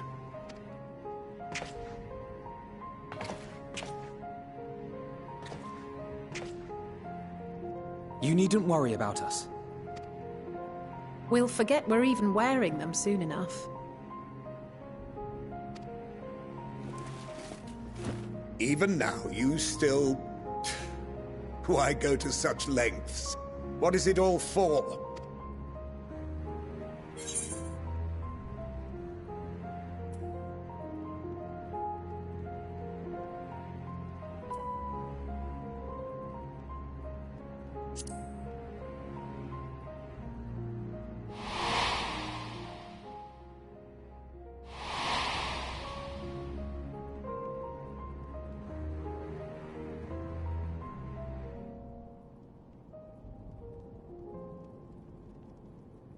You are a curious one. A far cry from the merciless barbarian others paint you to be. You will be their warden. Take them away. Yes, sir.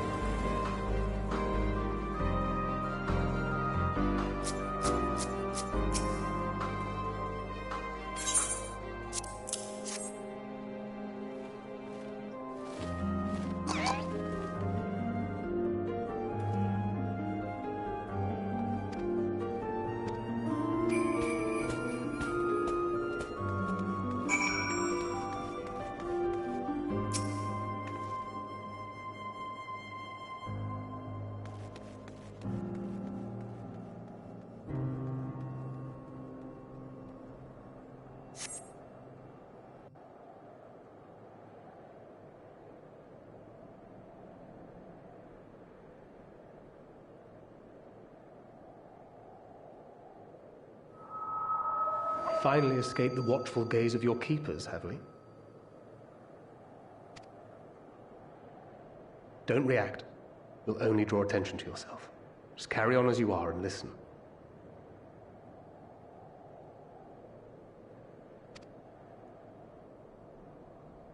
After you left with the Garlean lad, Lucia bade a few of us scouts follow you at a discreet distance.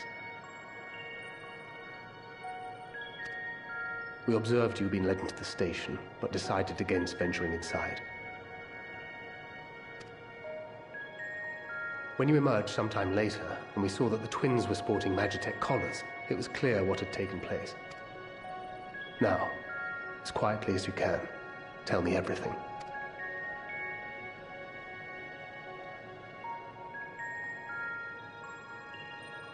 The Legatus himself, eh?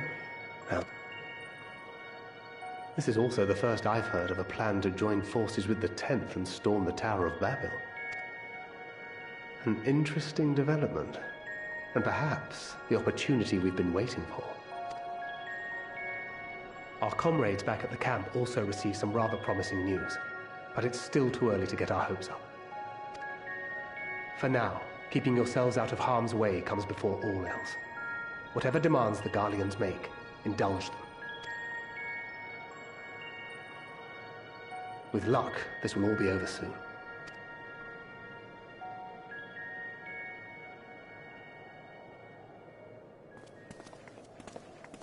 They had not gone far. We searched high and low, but no luck, I'm afraid. I might have guessed you'd be the only one to find anything. I wasn't expecting much to begin with. Eventually, there will be nothing left out here for us to safely salvage. For now, this will have to suffice. We should return to the station.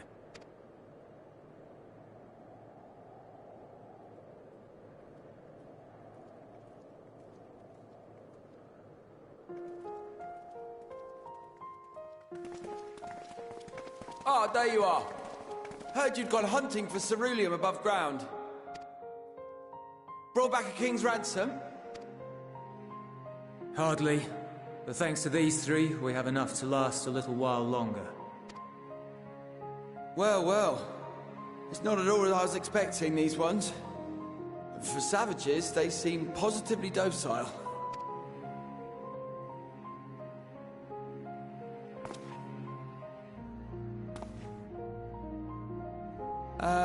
It's a poor attempt at humor. In all honesty, I'm grateful for your efforts.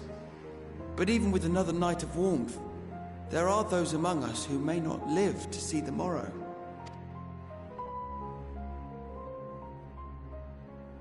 I trust your expedition was fruitful. Lord Quintus!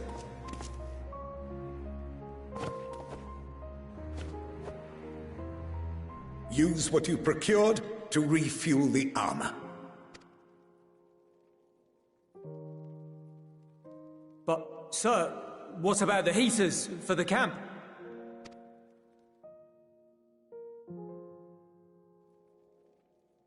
The time for action is upon us.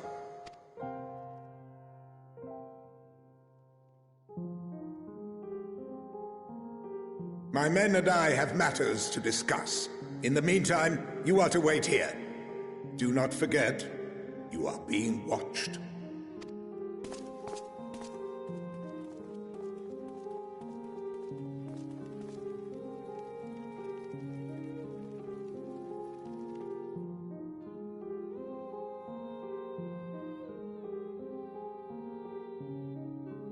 The time for action. What did he mean by that? I can only speculate. Clearly something requiring their magitech, given what we just heard. Whether they plan to utilize it now, or after they join with the 10th, is another question.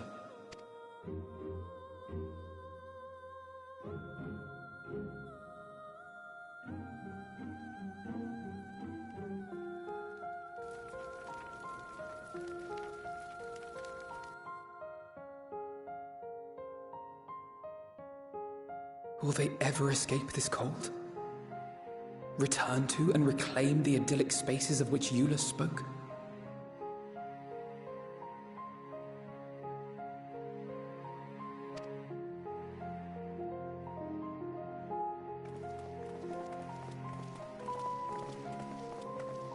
Finished your war, Council?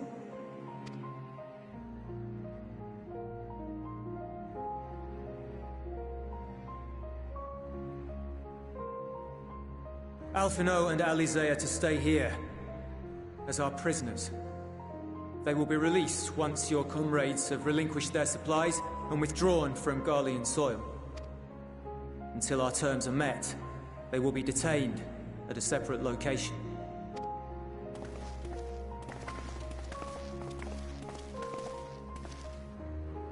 After everything we've said and done, this is how you treat us. Our allies have but limited supplies. They may stave off cold and starvation for a short while, but what then?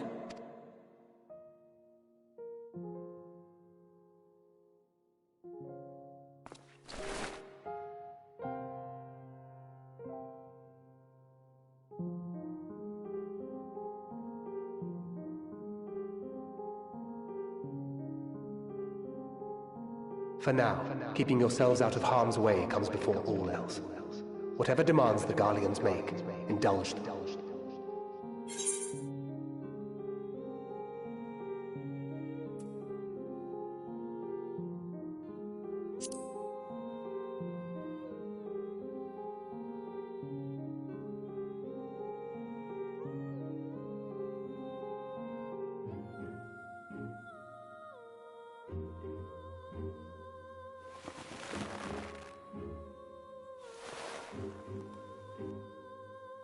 Get them out of here.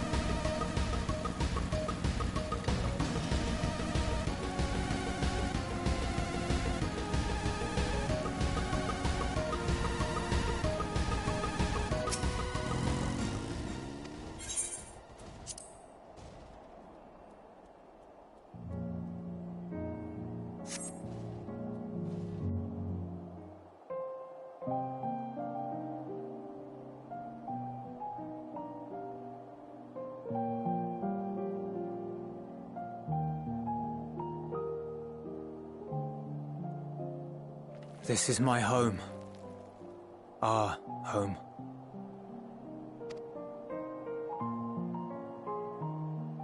At least it was, until that night. I was with Lord Quintus when the capital fell, and thus spared.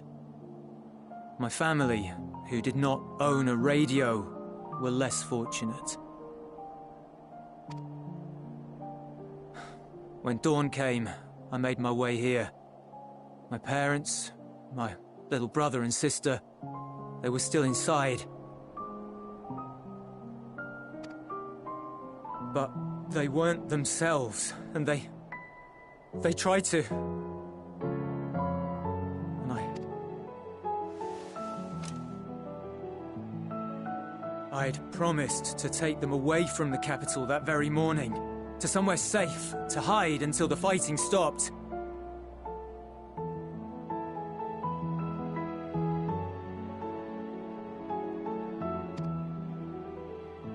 I promised.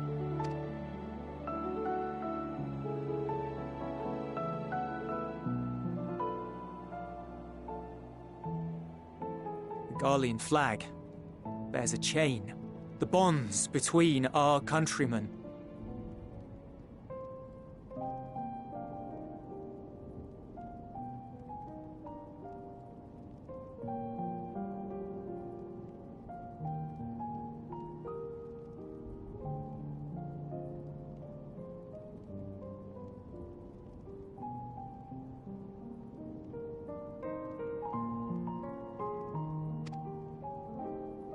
A red link at its center. The blood of the fallen. Our loved ones who lived and died for Garlemald.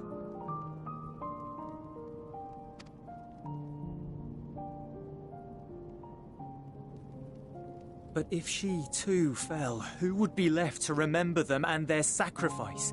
What enduring proof would there be that they were ever here?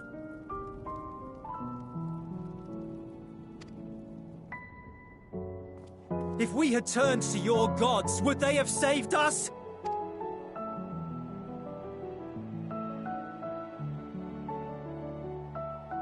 I'm sorry, forget I spoke.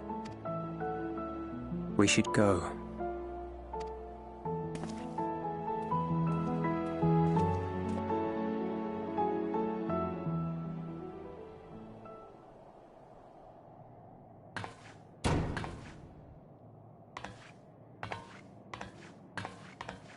It's no use. Believe me, I do not enjoy being here any more than you. But he wanted us to play along, so that is what we will do.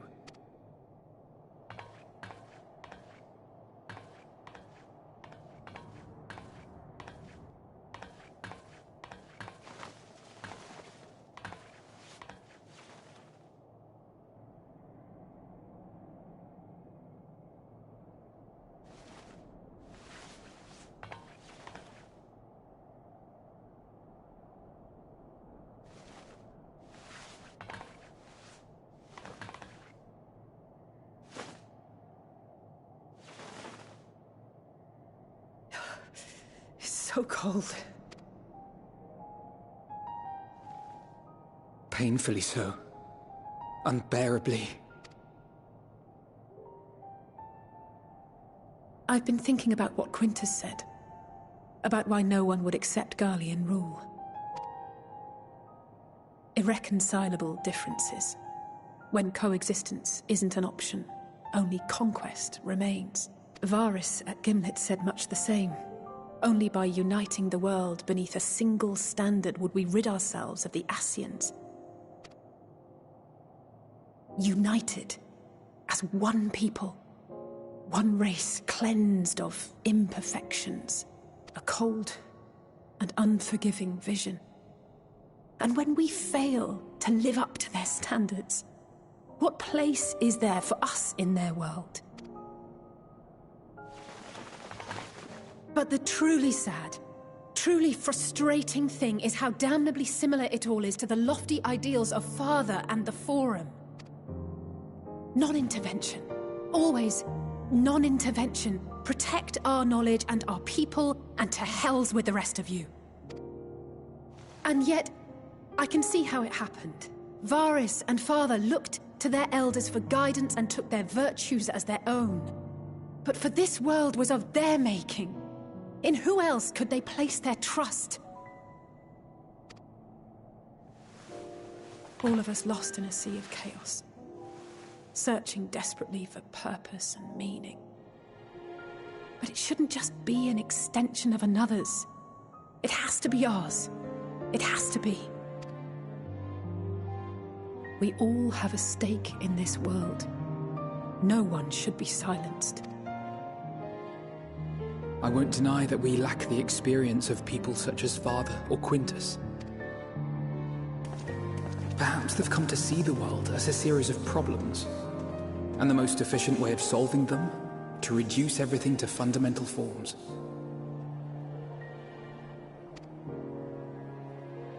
A stone is a stone, a cloud, a flower, no more than that. Simple descriptions that strip the subject of distinguishing characteristics. A man is a man, divided according to race, creed, or allegiance, and to some, defined by such associations. Is that what you think? In my misbegotten youth. But what I believed wisdom was no more than aggressive ignorance. I've since learned to look beyond the banners and the politics, to see people as individuals with their own hopes and dreams. As for my dream of building a better world, well, every day I'm reminded that it is far more complex than I had ever imagined. But it only spurs me onward, to find the wisdom and the strength to see it through to the very end.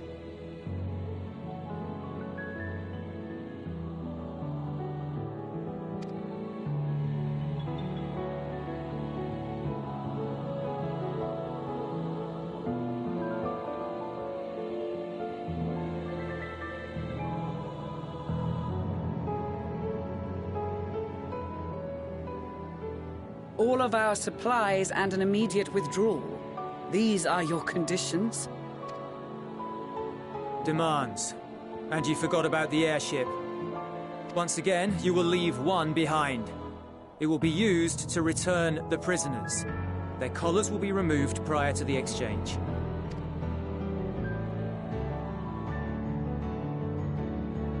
So in the end, not even Father's expertly worded rhetoric could deter you from your chosen course. Huh? Not that I thought for a moment that it would. I've no love for violence, of course, but ours is a cause worth fighting for. I just wish he'd realize it too. Sometimes the only way to protect the ones you love is to take a stand. To refuse to suffer in silence. I want you to know I share your conviction. Whether it be on the battlefield or in the debating chamber, I won't back down. I guess what I'm saying is...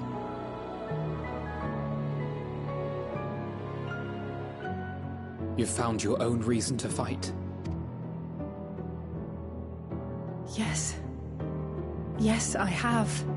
God's willing, there will come a day when we can finally lay down our arms, and there will be peace. But not until the Telophoroi have been defeated once and for all. And you, brother, will have a vital part to play. By your words and deeds, you'll lead the way. I pray I am up to the task. There'll always be naysayers. Those who think us fools for even trying. It's easy for learned elites to criticize earnest efforts and assert their moral superiority. Not that their sophistry has ever wounded you. So stubborn and strong. Stronger than you even know. Don't ever change, you hear me? If you stumble, I'll be there to catch you. Or give you a thick ear.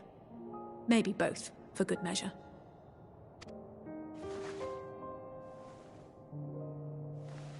Thank you, Alice.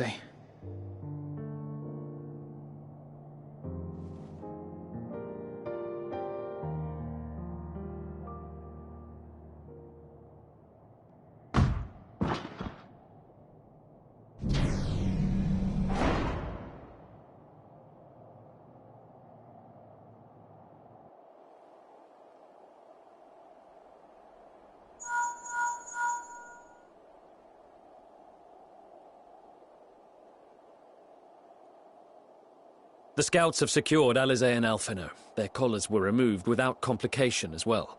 They report no casualties, not for their party nor the guards, who will wake from their premature slumber in due course.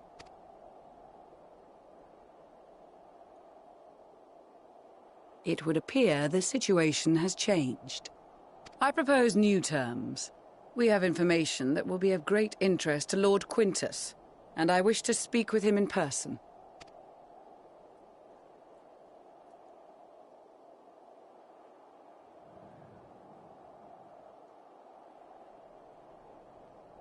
No. In the event you rejected our first proposal, we came prepared with a second.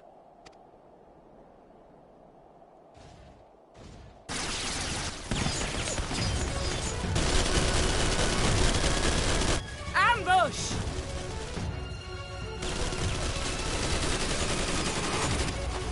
More are coming! Make ready!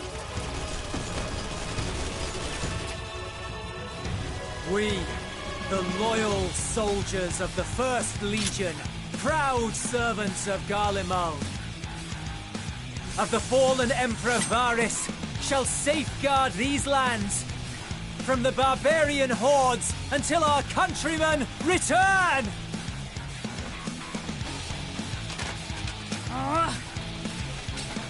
Stop, both of you!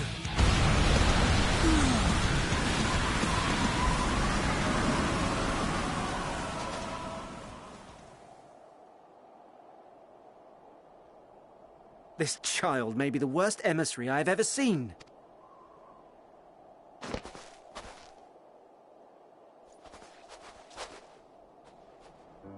We received an urgent communication from the Grand Company of Eorzea. Envoys from the Imperial Army, led by members of the 10th Legion, came to Alamigo and requested an audience.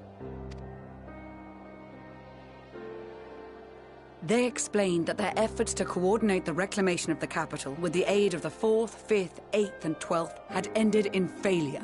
Communication between most legions has broken down entirely. Most of the 10th's conscripts have deserted, leaving their forces severely depleted.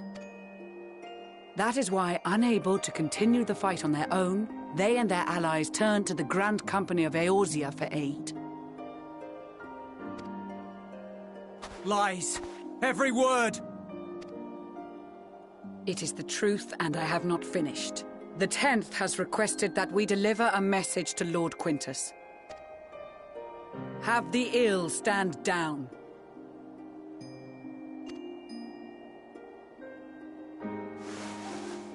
You have been listening, my lord? What are your orders?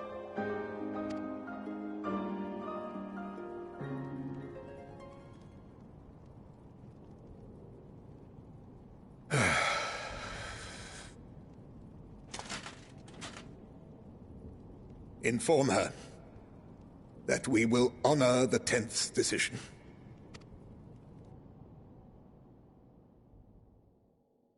Bereft of hope, and now dignity.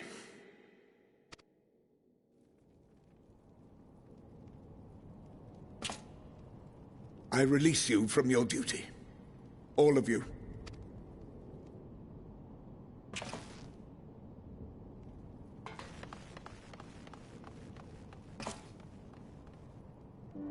I take solace, your radiance, in the knowledge you are not here to witness our debasement. 'Twas a grand, glorious dream we shared. Of a world united, of peace and prosperity.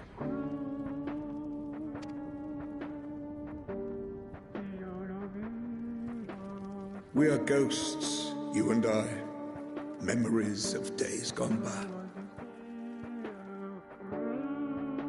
Bonds forged in blood that I will not see tarnished.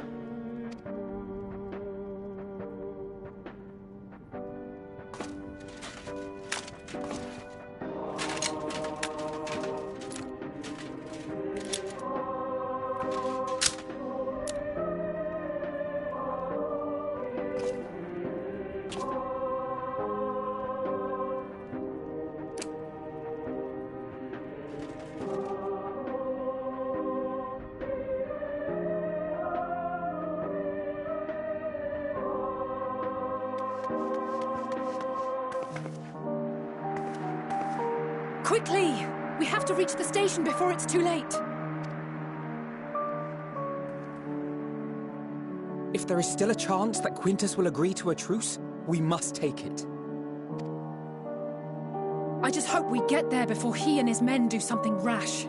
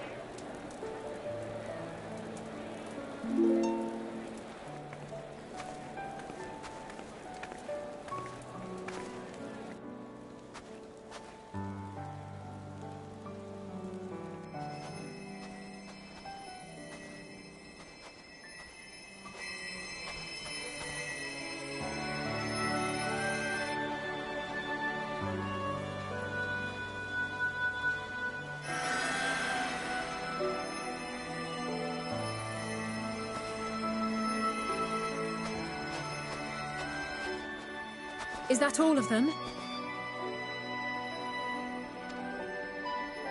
The last of those who agreed to join us, yes. We left heaters and provisions for those who wish to stay behind. They won't last forever, but hopefully they'll last long enough. For now, I think everyone's earned a rest.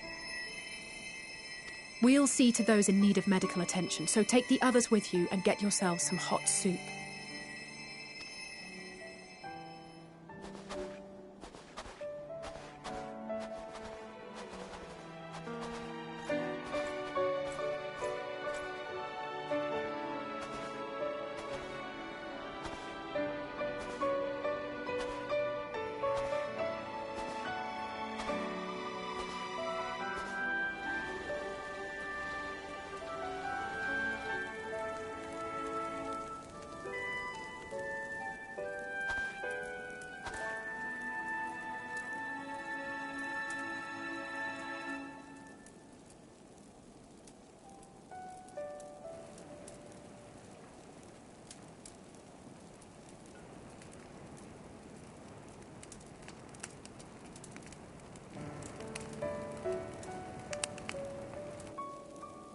Warmth. At last.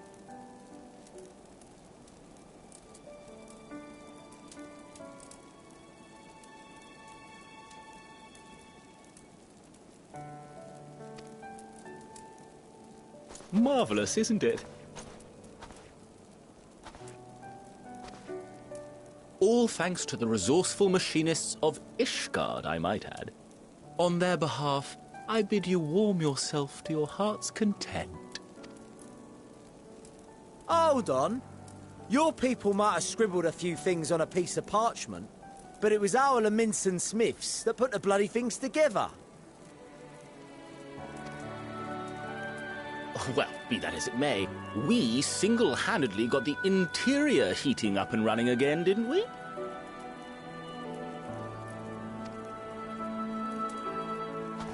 The hells you did!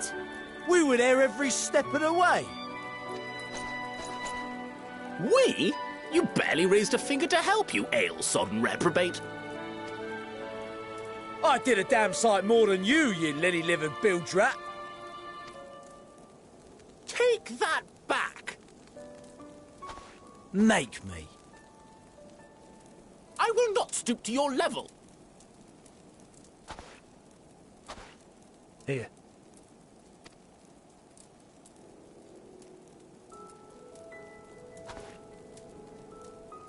At ease, man. There's nothing funny in it.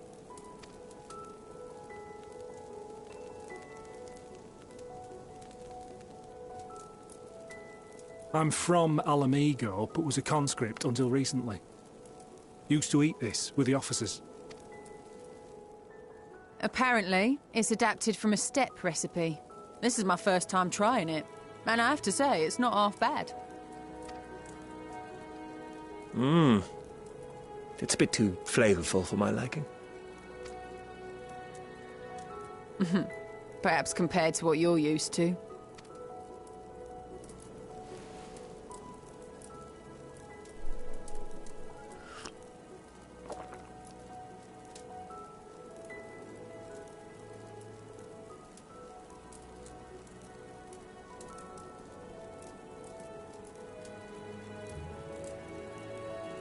It's the little things that make life worth living, don't you think?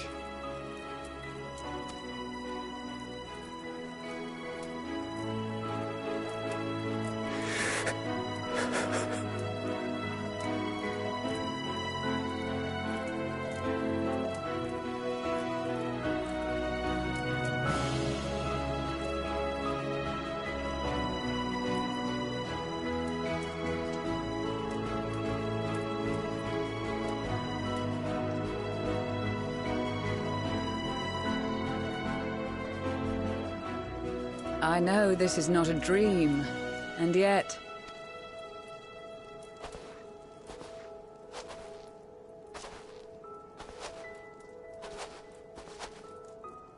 I felt the same way at the Dragon Song War's end. Every morning I would step outside and need to be reminded that it wasn't my imagination. that my world had been forever changed. And just as I had grown accustomed to the idea, again you change my world in ways I never thought possible.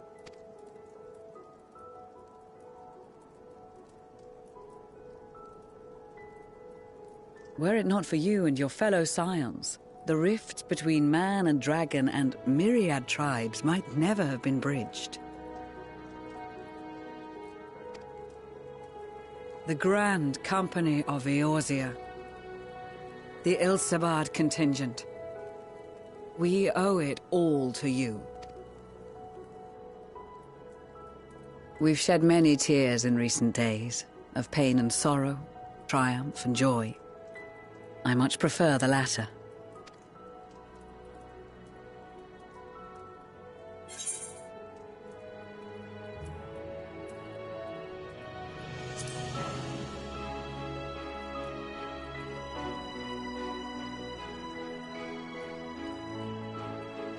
I'm honored to fight by your side.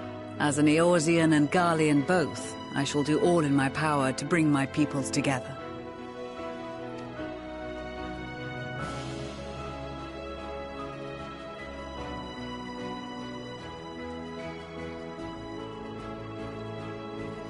It is a remarkable achievement. Everything that I and the Populares had hoped for, and more. Would that it had come sooner.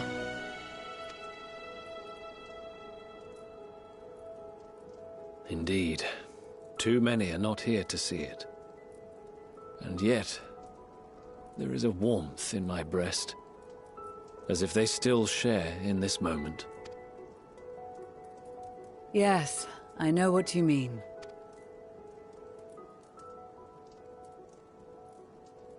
On a night like tonight, the wind and cold seem to pass me by.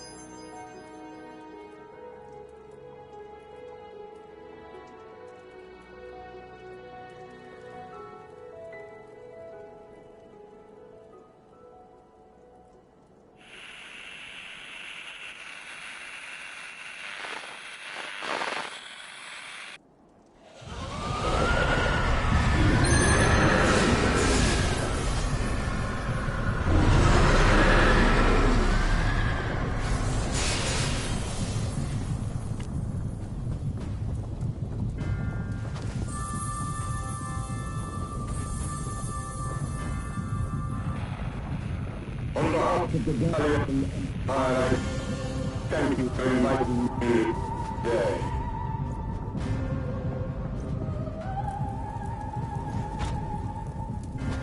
What? Emperor Varys?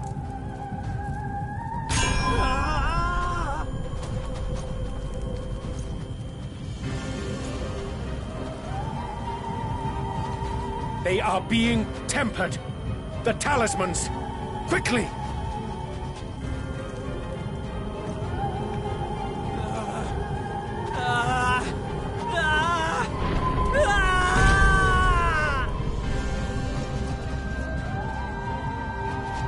Save me, brave hero!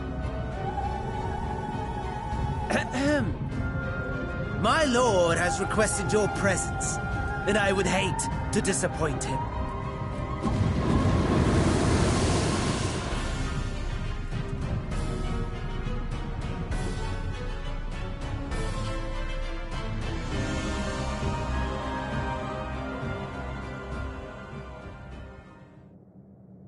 The experiment was a success, but I fear our time is short.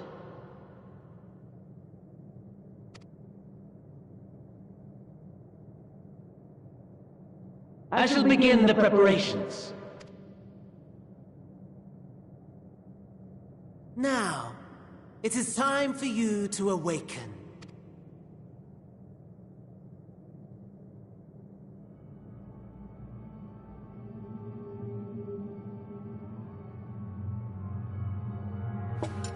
Good morrow to you. Here, have a taste before it gets cold. Oh, but be sure to remove your helmet. Take a moment, too, to familiarize yourself with that borrowed flesh.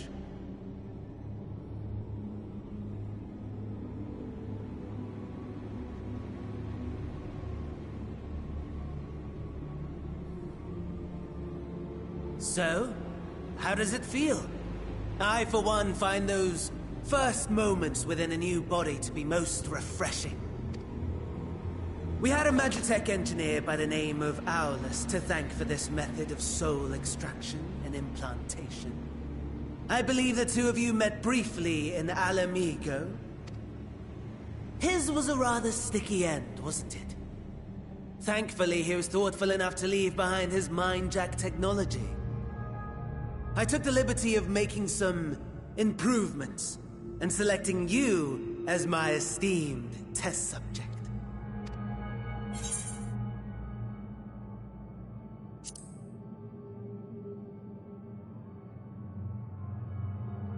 And permit you to go on a righteous rampage instead of partaking in this delicious meal? I think not. I must say, I have gone to great lengths to reunite you with my lord. When I discovered that his friend was in this neck of the woods, I suggested inviting you over for dinner. He never deigned to respond, but I took his silence as a resounding yes.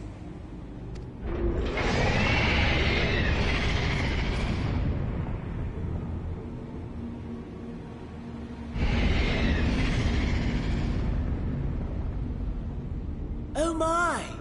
Daddy is pleased his grumpy little boy has finally found his playmate.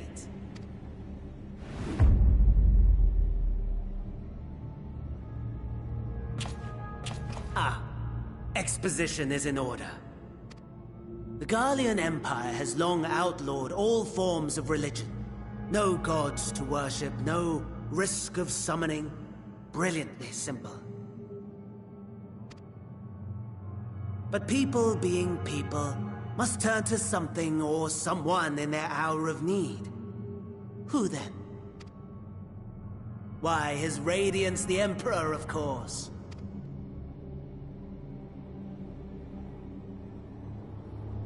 As you have observed firsthand, Garlemald has seen better days. The legendary Solus Zosgalvus, dead. Provinces near and far in open rebellion. Our bold new emperor assassinated.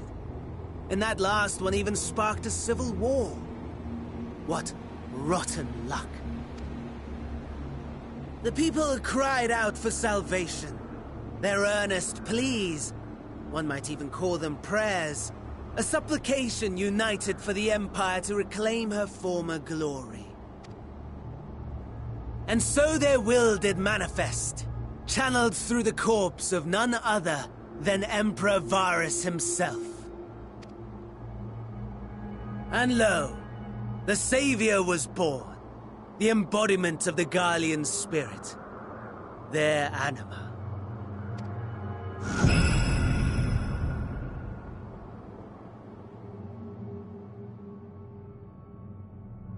It calls to its subjects, compelling them to take up arms and fight. And just as the wealth and power gravitate towards the Empire's capital, so too does ether from every corner of the globe. The towers with which you and your allies have been so preoccupied were created as an extension of Anima itself.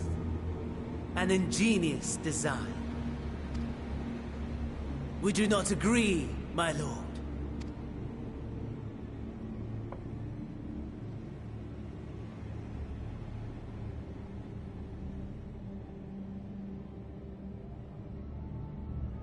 Does the pursuit of prey you have bested before excite you?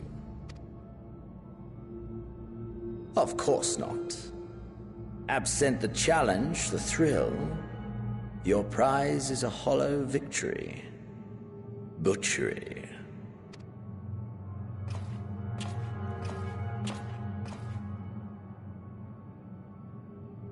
Perhaps you think that to be the extent of my promise. I have no doubt fallen in your estimation since Alamigo. Fair enough. But do not let your disdain deprive us, of an opportunity to craft an even more majestic moment of euphoria.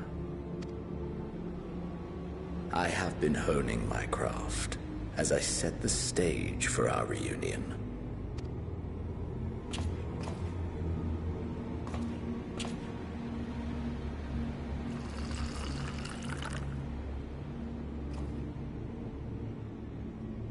Wheresoever there is suffering and despair, you appear to fulfill your duty as defender of this star.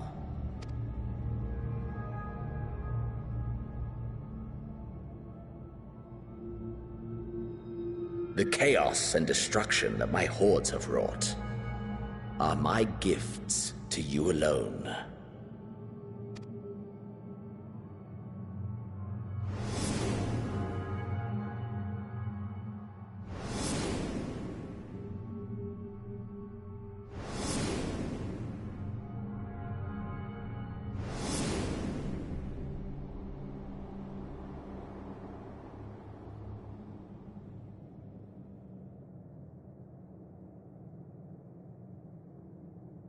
At a loss for words? No matter. As you will learn, I have only just begun. Oh, will you not finish your meal? There is only one thing that can sate my hunger, and it would seem my friend has lost his appetite. I hoped this display of civility might prove an entertaining diversion, but clearly we are above such pretensions. While my lifeless body was in the possession of the Ascian, I too claimed another's as my own. It was an enlightening experience to fight in an unfamiliar form. Flaws and failings in my technique were plain to see. Whence rises one's true strength? The flesh? The soul? Perhaps you should like to discover the answer for yourself.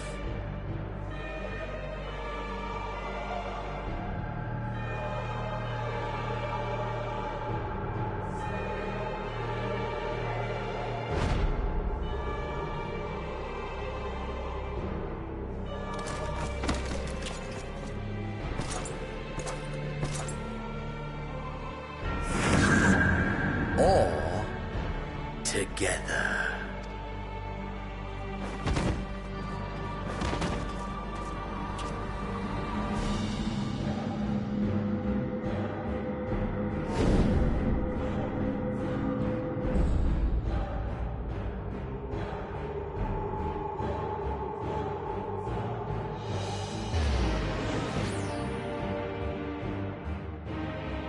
Oh dear!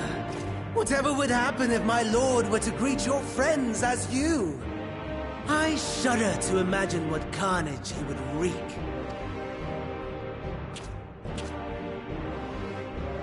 We'd better hurry if we want to avert the bloodbath. You can thank me later for my generosity.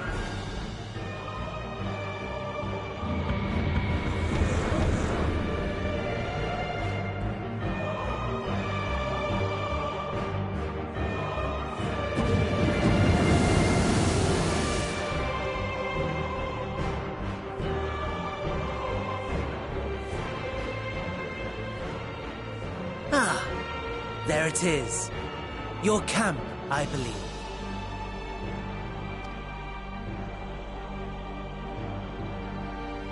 If I were to hazard a guess, I would say that you, the other you, is making his way there as we speak.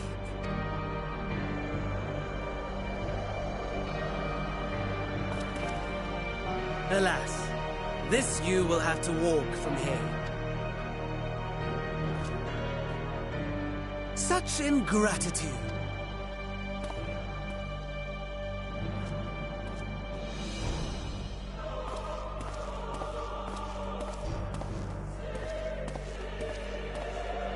tempered soldiers, with standing orders to kill those not sworn to Anima. Under normal circumstances, you would make short work of them.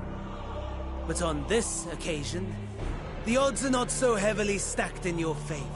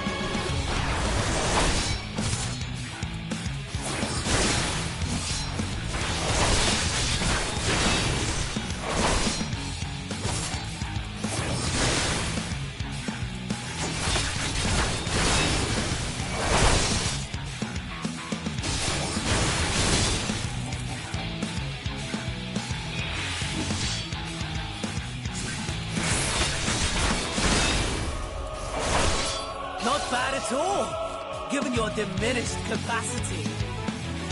Nevertheless, it would perhaps be prudent to keep to the shadows, scurrying about like a rodent.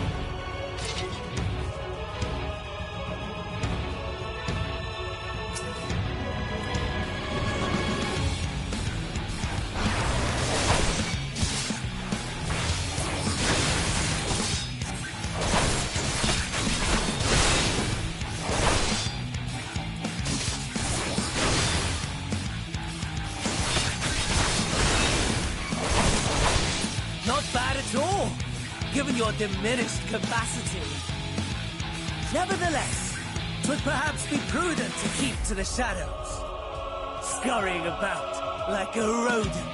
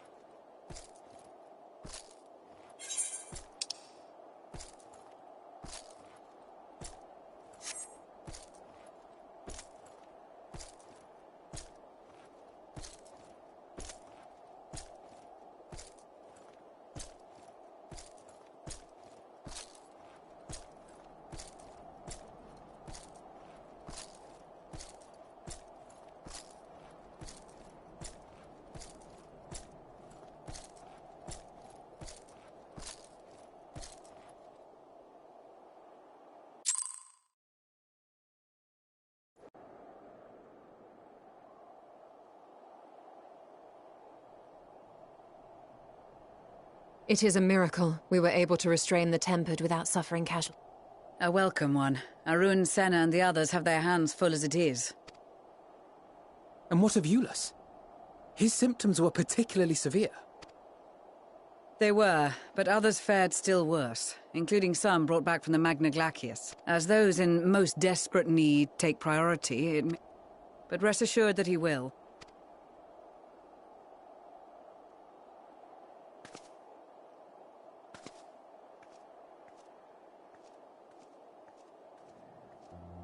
Of all the bloody times for a disappearing act.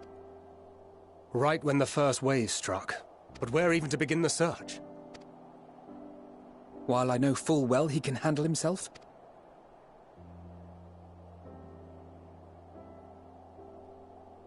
Ah.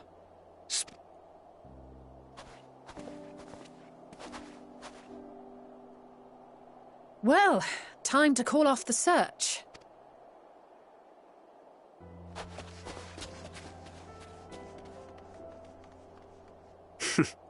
Case closed. That's him. Over there. Aye, 'twould appear so. Thou art struggling to perceive his presence?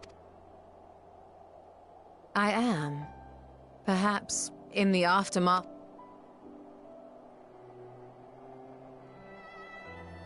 Where have you been? We've been worried sick. Now. All's well that ends well. Are you all right? Are you all right?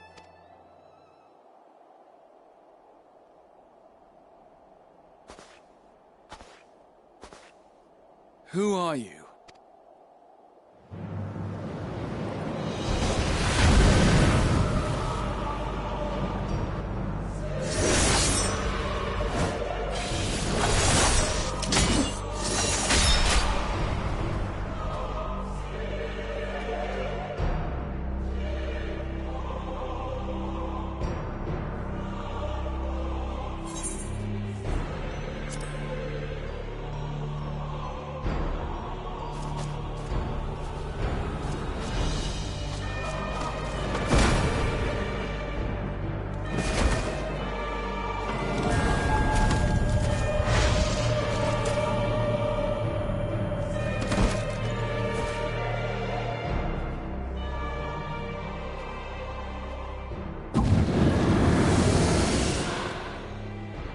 Sadly, that is all we have time for today.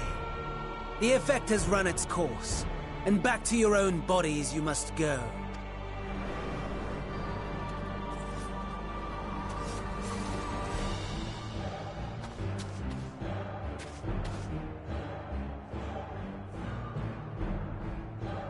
But where are my manners?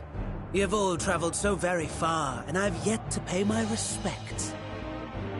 Though in my defense, I was ill-prepared to receive so many uninvited guests. As such, preliminary entertainments were in order. A handful of tempered soldiers to hamper your progress. Refugees to command your attention while I siphon the ceruleum from the shadows. Particularly effective, that. Charitable souls that you are, you bent over backwards to aid them. Heedless of the delay. Predictable to a fault. And so my plan approaches completion unhindered. Anima will soon have absorbed the requisite amount of ether. And then shall come the spectacle to end all spectacles.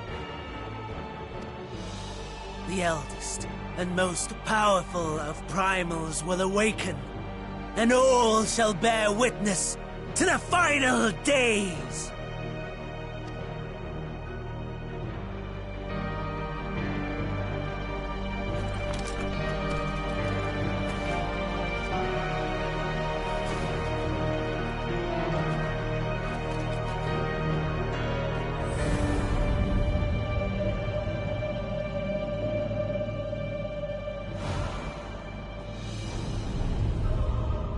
The gods themselves will be my meal.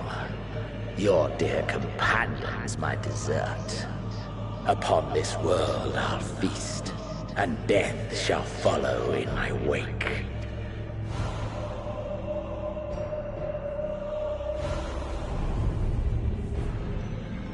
All your hate, all your rage, you will render unto me.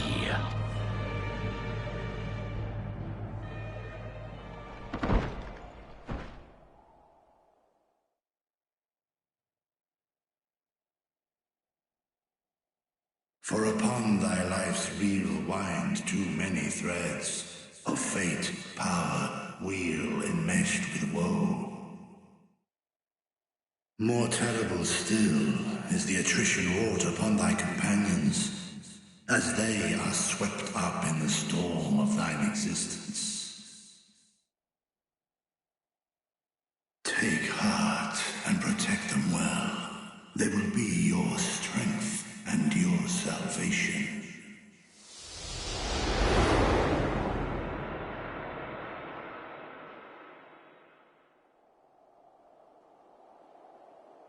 Thank goodness. He's awake.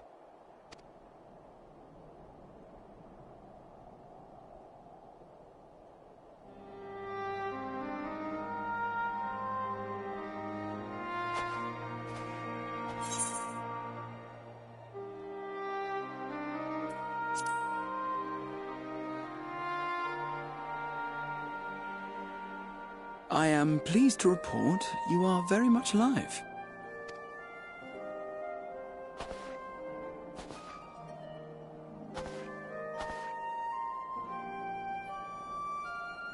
Everything in working order?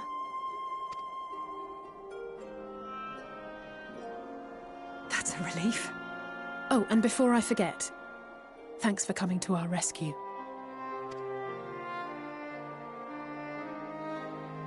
Given recent events, I would be surprised if you weren't feeling a bit poorly.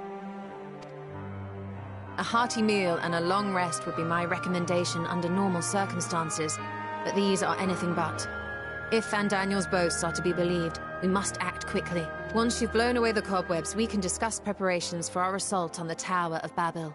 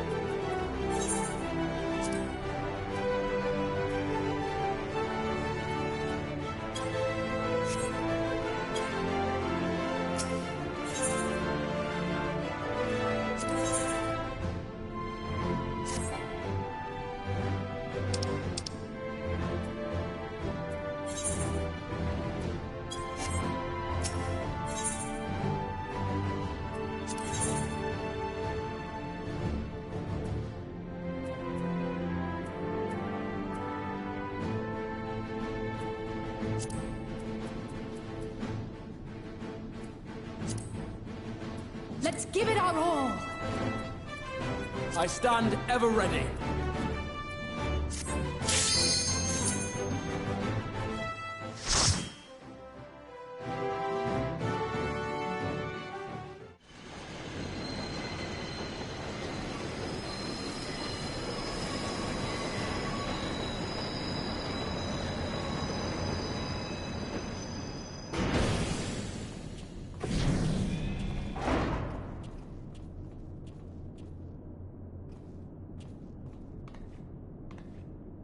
Now or never.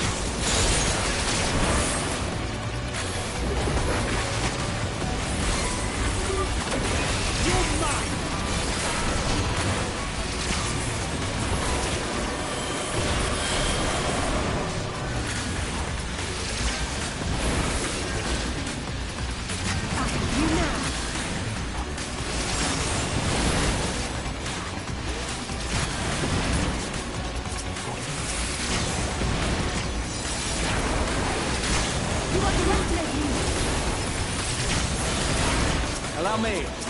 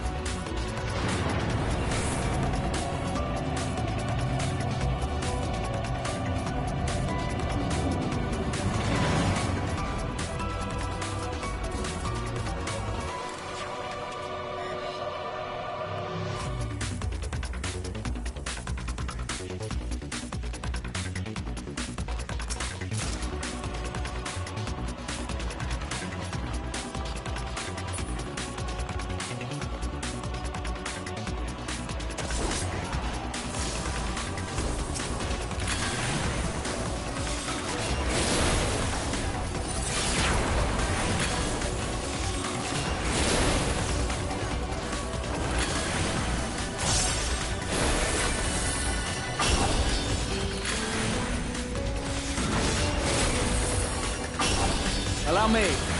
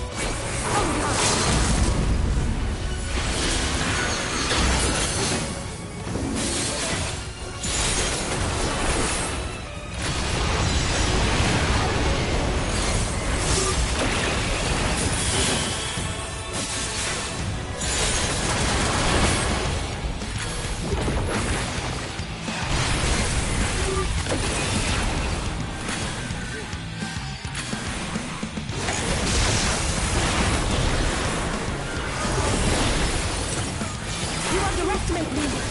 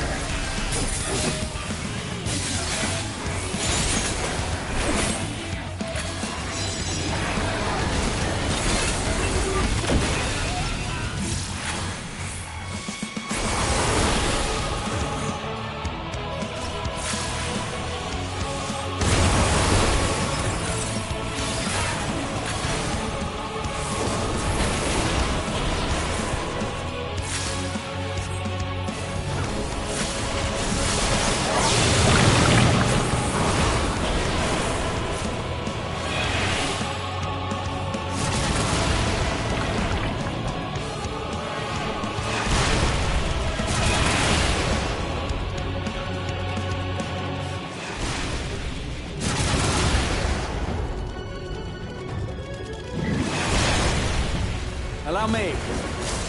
Let's give them a show!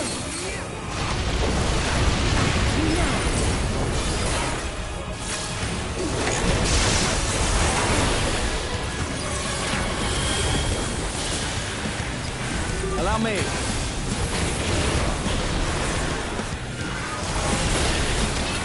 You're mine!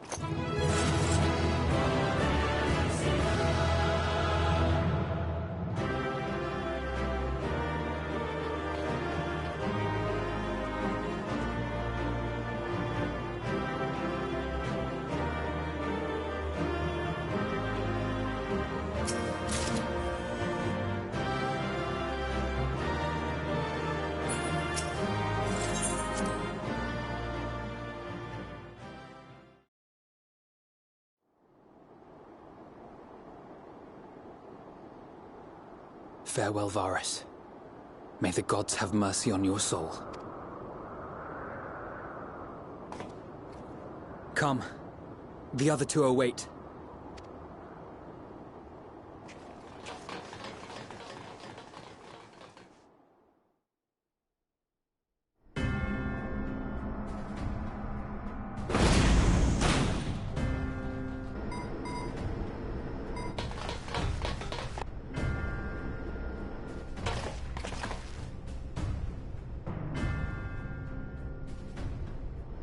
This madness ends here! Oh, hush. This is the best part. Enough!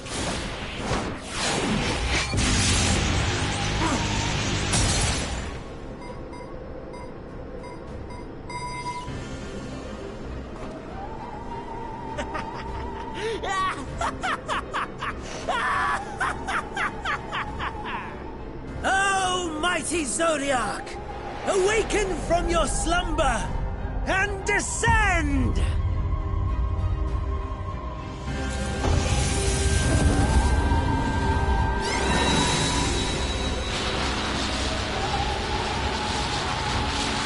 Some manner of magical defense?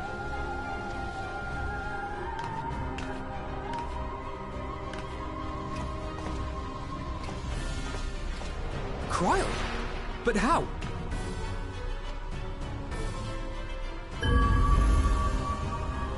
The shackles that bind my adversary will not be so easily broken. Hydaelyn! Feeble relic of a forgotten age! Hark! Victory is mine!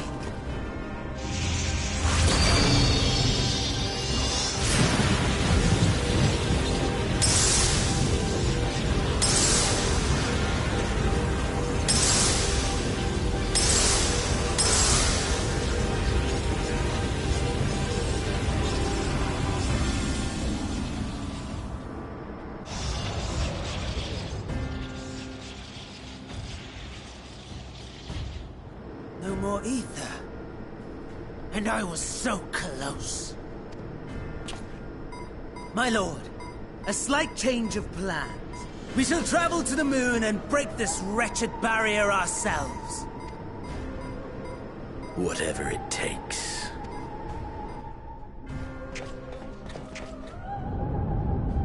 What was that? The final order issued by Anima to the Tempered Thralls. Should the Empire fall? Of course. Father lacked the conviction to give such a command. The abomination born of his flesh was but a puppet, and I, the puppeteer. So yeah, welcome to the stream. You just missed me. Madman, you monster!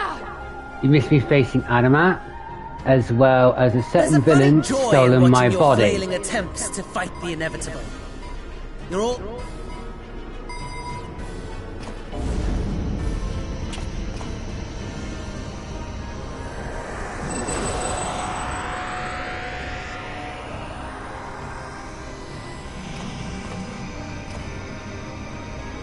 We really must be on our way. You're welcome to give chase, provided you are content to leave comrade and tempered alike to die screaming.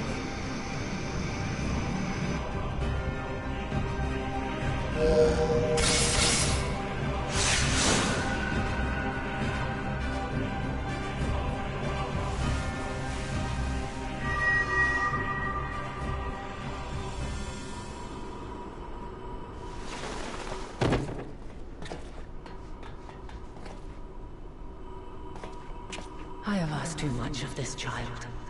Tend to her.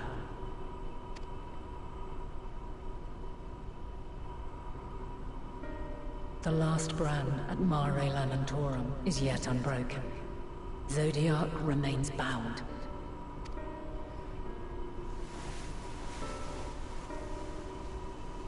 I have shifted the flow of ether and sent the enemy far from their destination.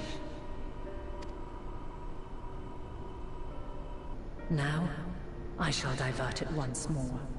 An ally awaits, and I will deliver you unto him. Seek his aid. Restore the seal. Zodiac must not be set free. An ally.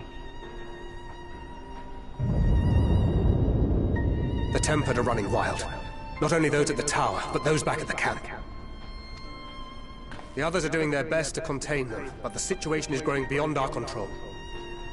Leave them to die or give up the chase. Just like Van Daniel said.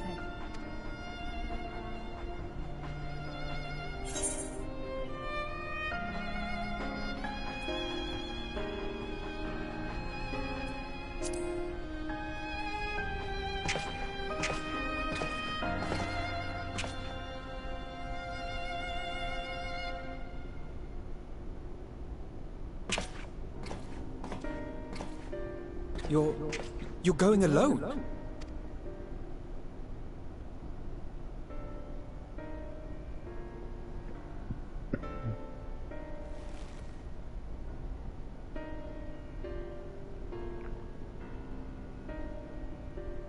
You have our trust and our faith.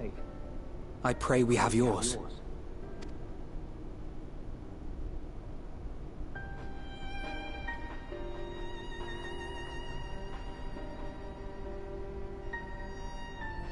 Our friends and the Tempered need our help. We will save as many as we can, I swear. Once we have matters well in hand, we'll join you on the moon. Until then, be careful. There's no telling what you'll find.